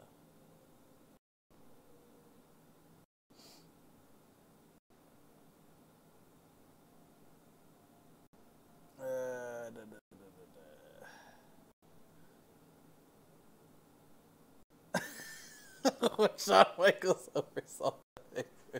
Okay. Yeah, let's do that.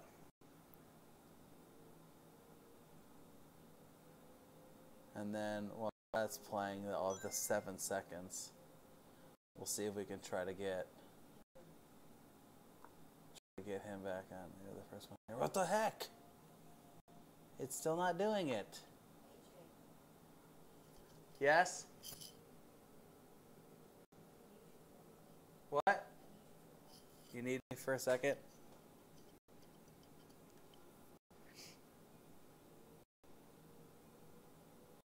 I think I'm wondering if the internet's down. Okay, right? Okay.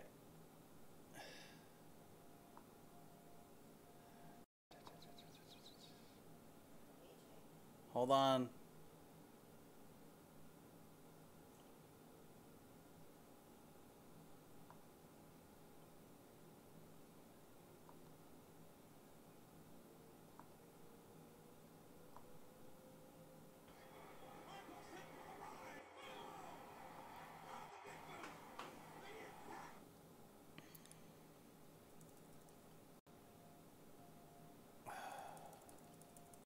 What the heck? Okay. Be right back, folks.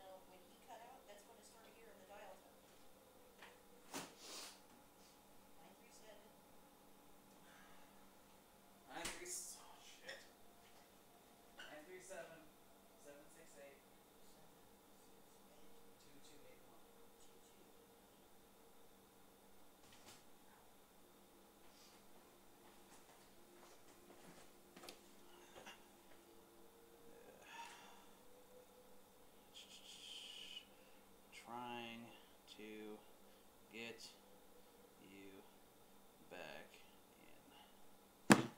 Okay. I don't know if you guys can hear me very well. I'm trying to plug this in because my computer's about to die. Wrestling is dangerous, and to mitigate that danger, there needs to be a lot of trust and cooperation between wrestlers, i.e., if I jump off this balcony, you guys are gonna fucking catch me, right? However, ego is a dangerous thing. I know that because I'm wise and hung like a train, and sometimes wrestlers take it upon themselves to veer off script and fight the bookers, the agents, and even each other for realsies. Right. Alrighty.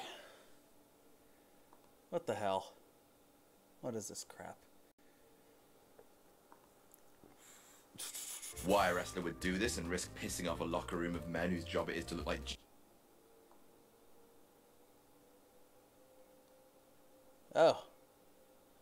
giant flanks of ham is beyond.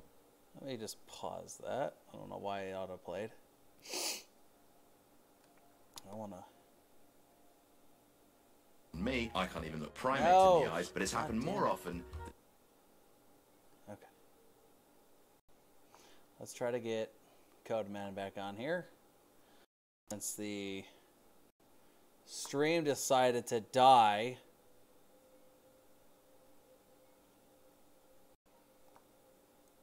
Then you'd think. I'm Adam from WhatCulture.com, and here are 10 wrestlers who purposefully sabotaged matches. Number 10, Eddie Guerrero. Hey look, we're talking about One Night Stand 2005 again. Did you know that the Blue Meanie once had a shoot fight with JBL? No you, Marks. We're covering new ground here. Latino Heat was one of the best wrestlers to ever grace the ring, but he also had something of a temper. He was embroiled in a feud with Rey Mysterio when the one-off ECW special aired.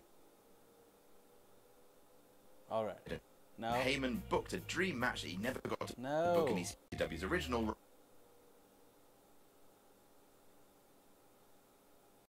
Okay. Stay. Now I gotta try to get the Codeman back on here. No, that's not right. There it is, live dash.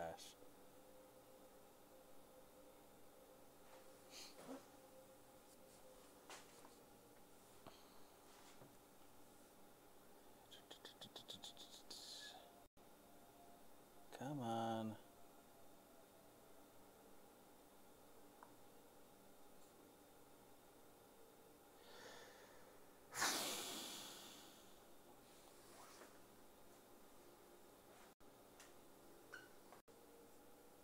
Cut out. I know, I see you cut out, dude. This is crazy.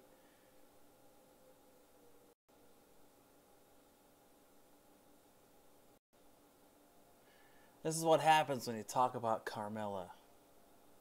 The internet dies because no one cares.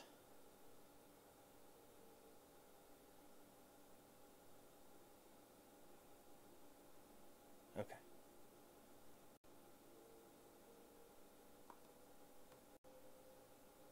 Come on.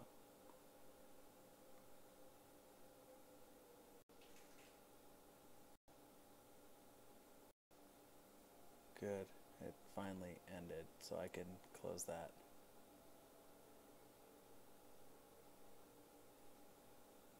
Hopefully that'll actually make this look a little bit better. Come on, video call.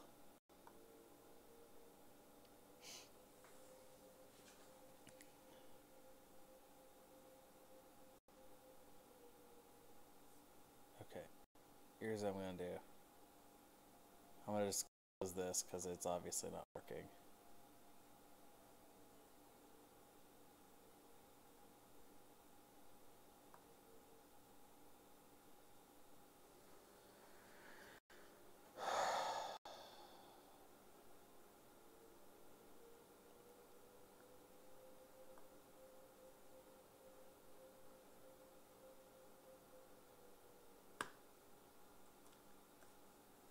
See.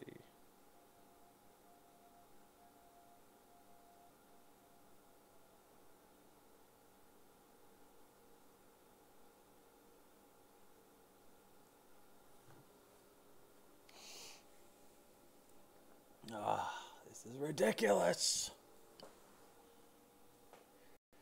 Alrighty.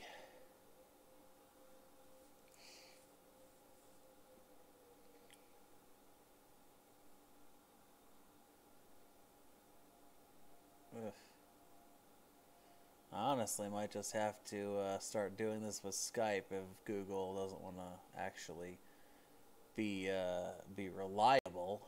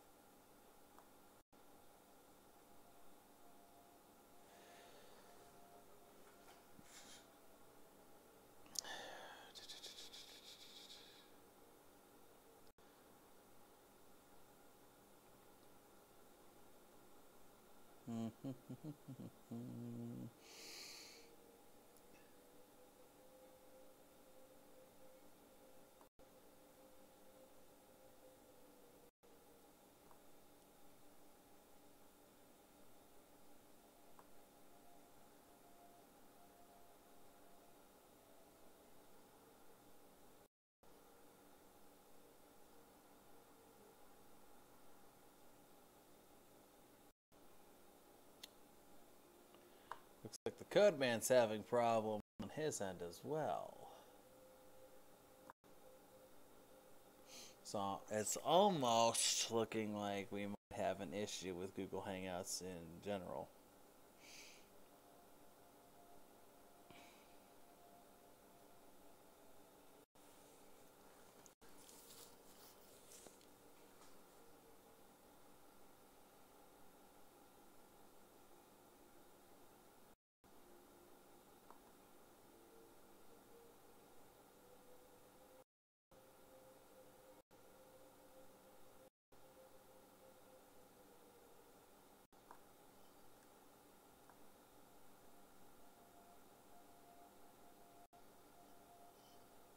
Come on.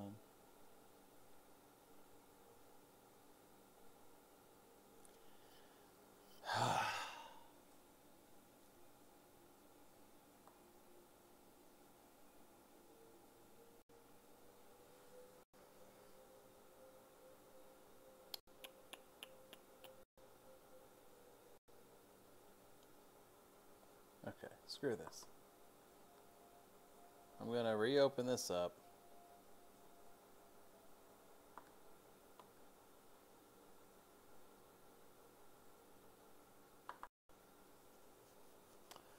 I'm going to go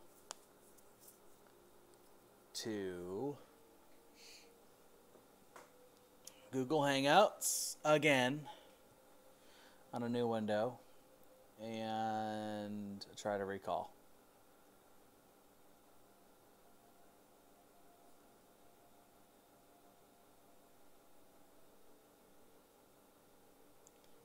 Yorkovich Internet access. Yeah, it looks like it should be good.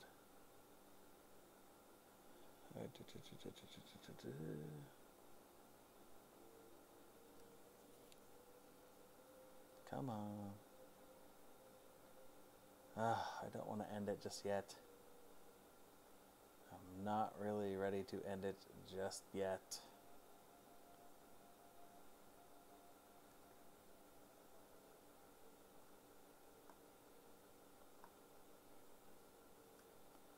Okay.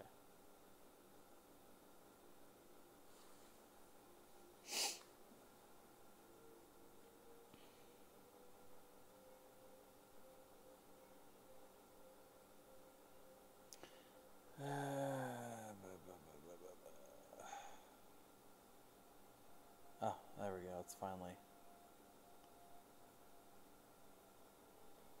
Oh, it is bogging down real bad.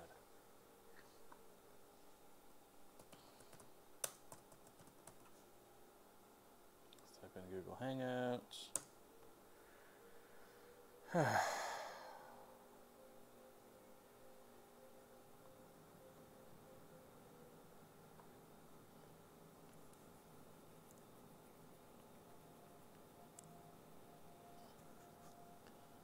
Okay.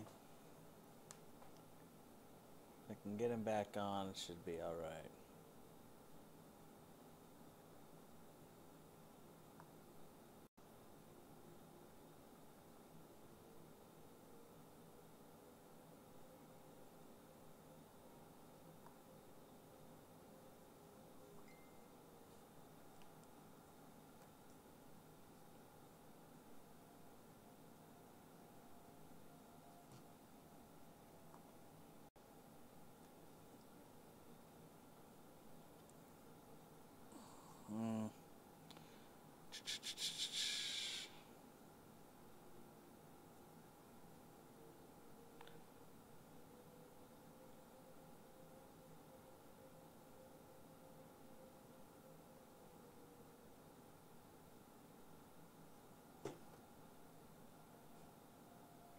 10. There we go. Okay. Let's try this again.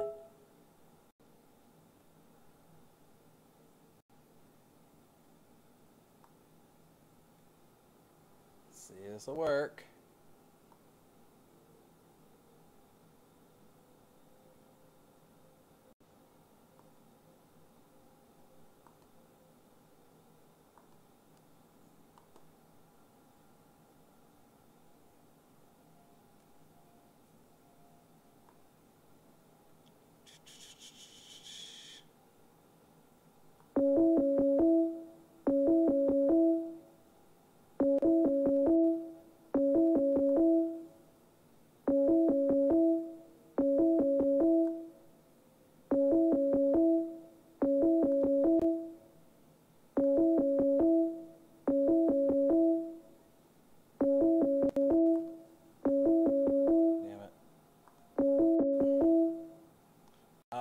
Trying to call him. Hello? Are you there? Hello? Hello? Test 1, 2. Oh, thank God I got you on. Okay. Test 1, 2. What was up with that? Testing, oh my testing, God. 1, 2. That's like 15 minutes of dead air. It's 1, 2.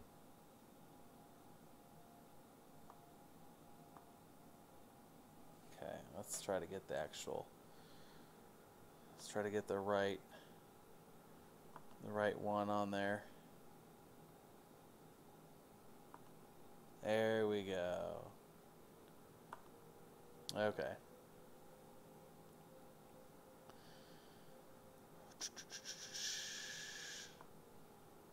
Do I have to do this every time? I guess I do. But it's all good. Okay. That should be right. Unless if there's a... No, that's it. Okay. Alrighty. I will switch it out as soon as I see your icon. Can you hear me, though? Don't tell me you cut off again.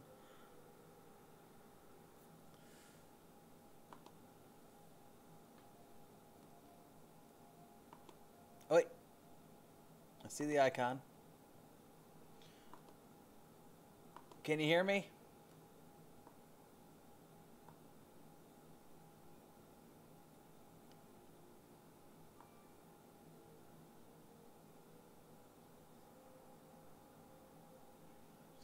Oh no. Okay.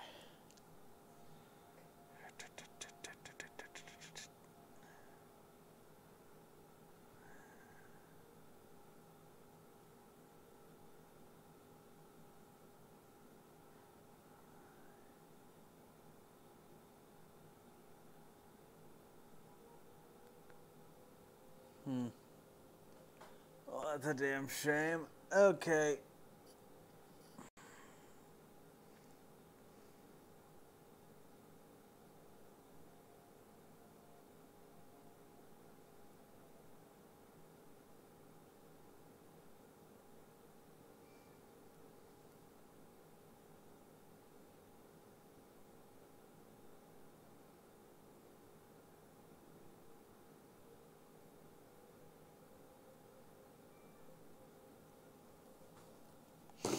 Okay. If anyone can still hear me,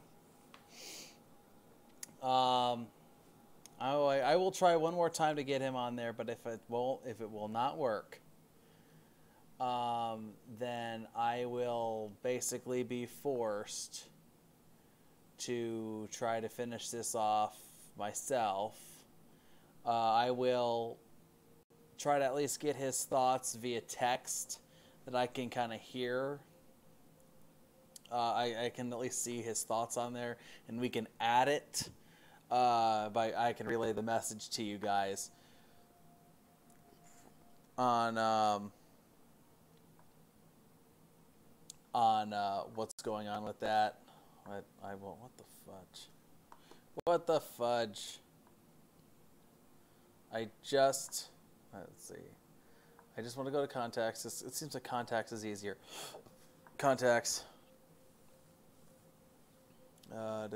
Start video call. I will try one more time.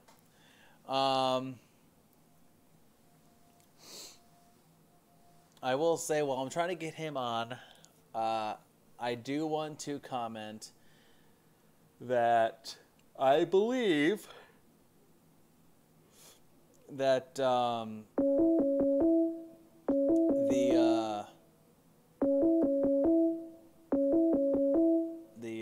what was it? The Bludgeon Brothers New Day match, I don't think it really is necessary. I know we have it, and we're just kind of having to deal with it. Most likely the Bludgeon Brothers will win. I don't see any... I mean, they already beat them before. I don't really see the New Day going anywhere with it. It would have made more sense if the Bar was a part of it. That's pretty much my thoughts on that. The codeman doesn't know what to think about it either. As for the main event, in my opinion, what should be the rightful main event, AJ Styles versus Samoa Joe. AJ Styles will tear the house down. Yeah, he still can't hear me. AJ Styles versus Samoa Joe, I think, will tear the house down. I think that AJ Styles is going to lose.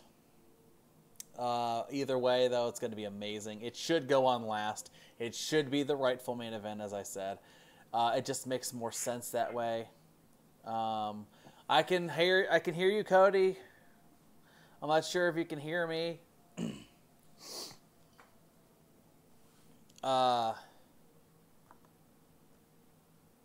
But I can hear you. Can you hear me? Hello? I can hear you. Can you hear me? I can hear you now. I'm on YouTube watching you. Okay. All right, let's try to fix this real quick. That was good. Yeah, Google Hangouts has been not pleasant right now, and I don't really know why.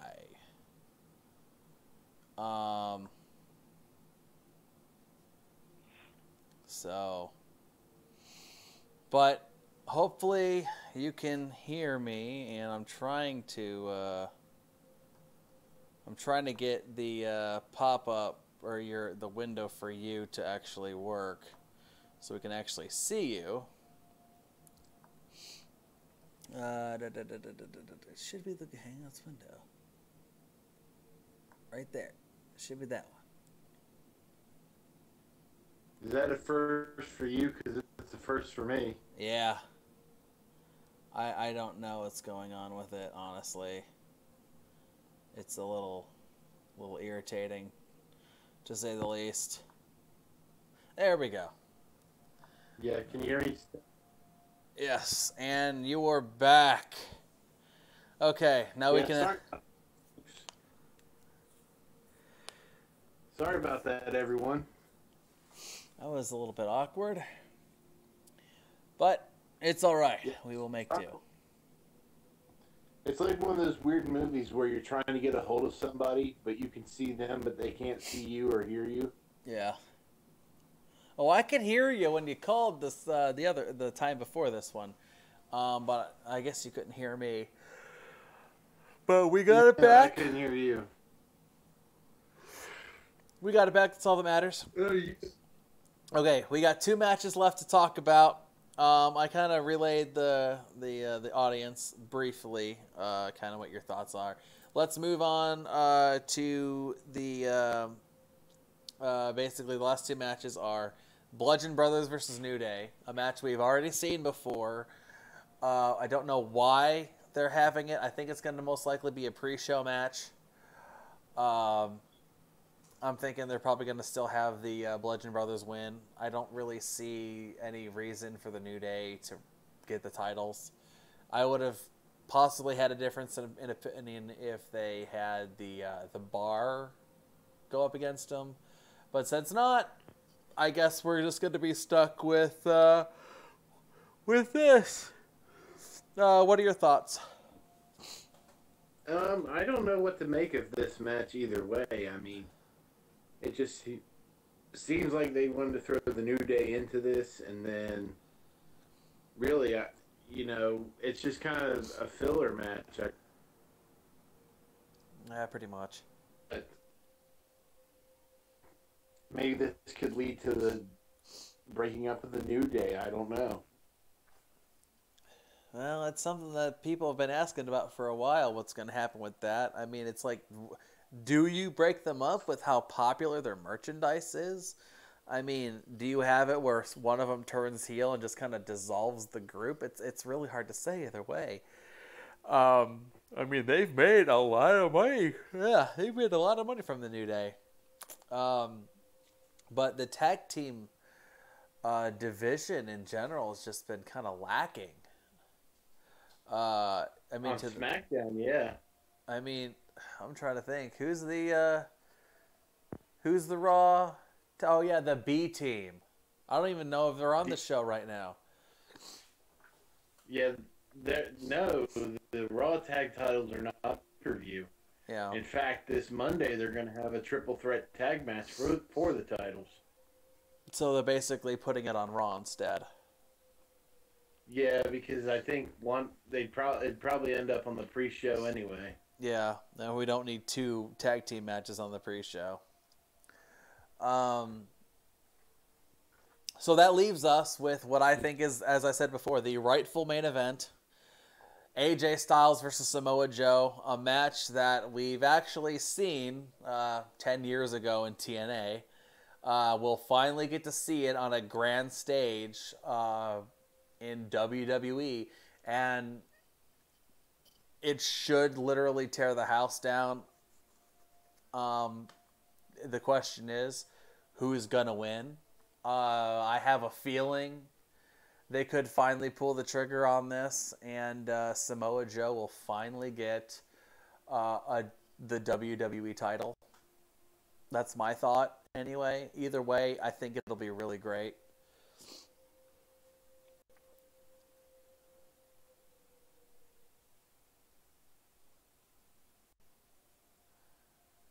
You still there? Oh, shit.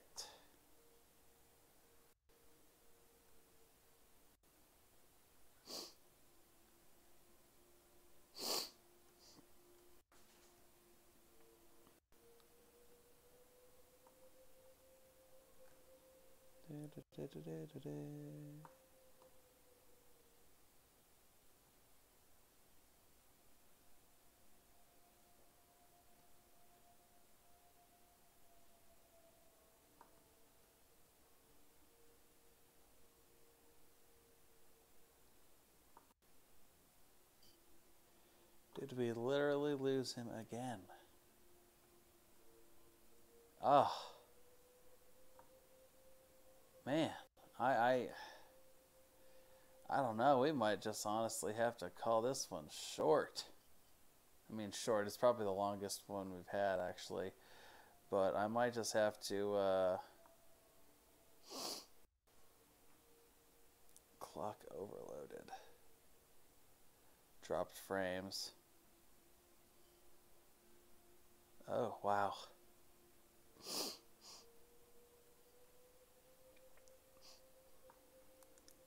It's been a little rough, hasn't it?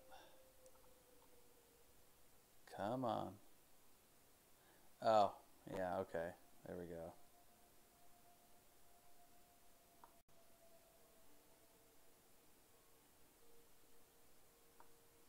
Let's try this again.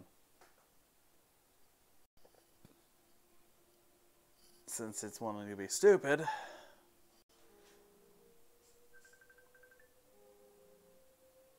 Okay, he's going to try to video chat me in Messenger.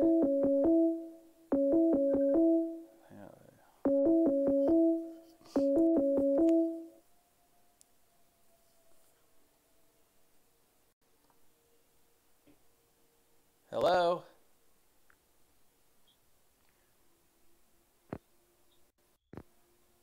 Hello? Hello? Oh, are you on? Oh, okay. You're doing it on your phone this time? Yeah. Oh, boy. I'm back on audio. Okay. We may have to take a mulligan on this and try to do it next week. Well, I will say, uh,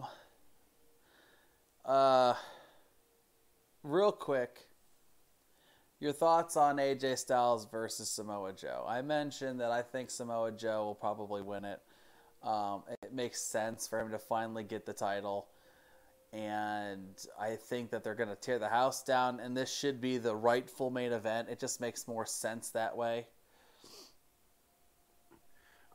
I think so too. I think Joe's to win this. I think, AJ Styles may really think Joe deserves it. It will be a good match either way. Mm-hmm. To see it. Well, they haven't had AJ Hello? Styles since he's been. I can hear you. AJ Styles since he's been the heavyweight champion hasn't really had a main event.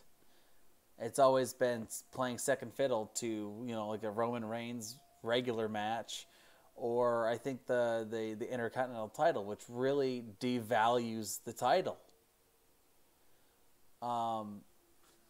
It should be something that, with it being the WWE heavyweight title, it should be at least going last sometimes, but for whatever reason, it doesn't. And it looks like we dropped him again. Okay, well, I think... Hello, am I still here? Oh, I think you are.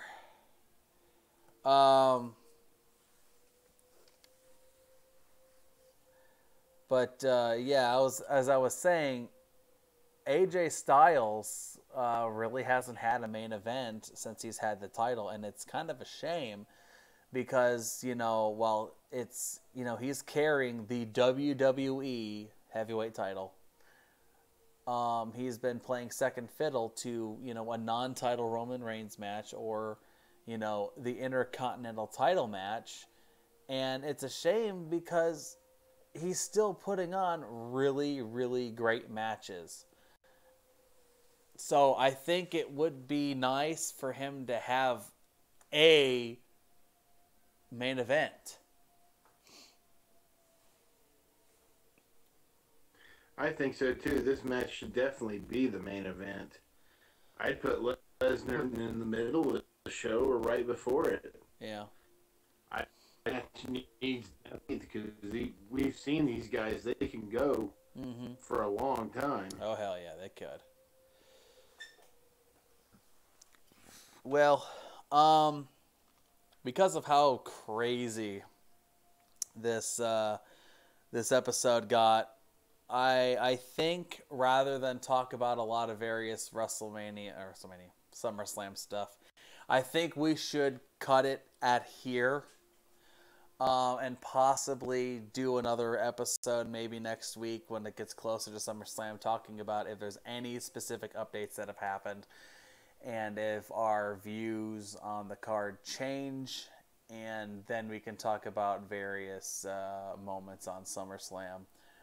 Because I don't know, this after a while, like everything was cutting out and bogging down, and it's been one crazy night. Yeah, and you know what? It's 2:30 in the morning. We gotta get to bed. We have work in the morning or in the afternoon, so I'm sure our bodies and our minds will thank ourselves later for it. So, with that said, this is the Snipe, and this is also the Codeman. Hope you've enjoyed what we've had, with the exception of that last little bit that's kind of gone off the rails. Overall, I think SummerSlam has the potential to be a pretty good show. We just got to see what's going to happen with the Universal title. And as always, thanks for watching. And till next time. Good night, everybody.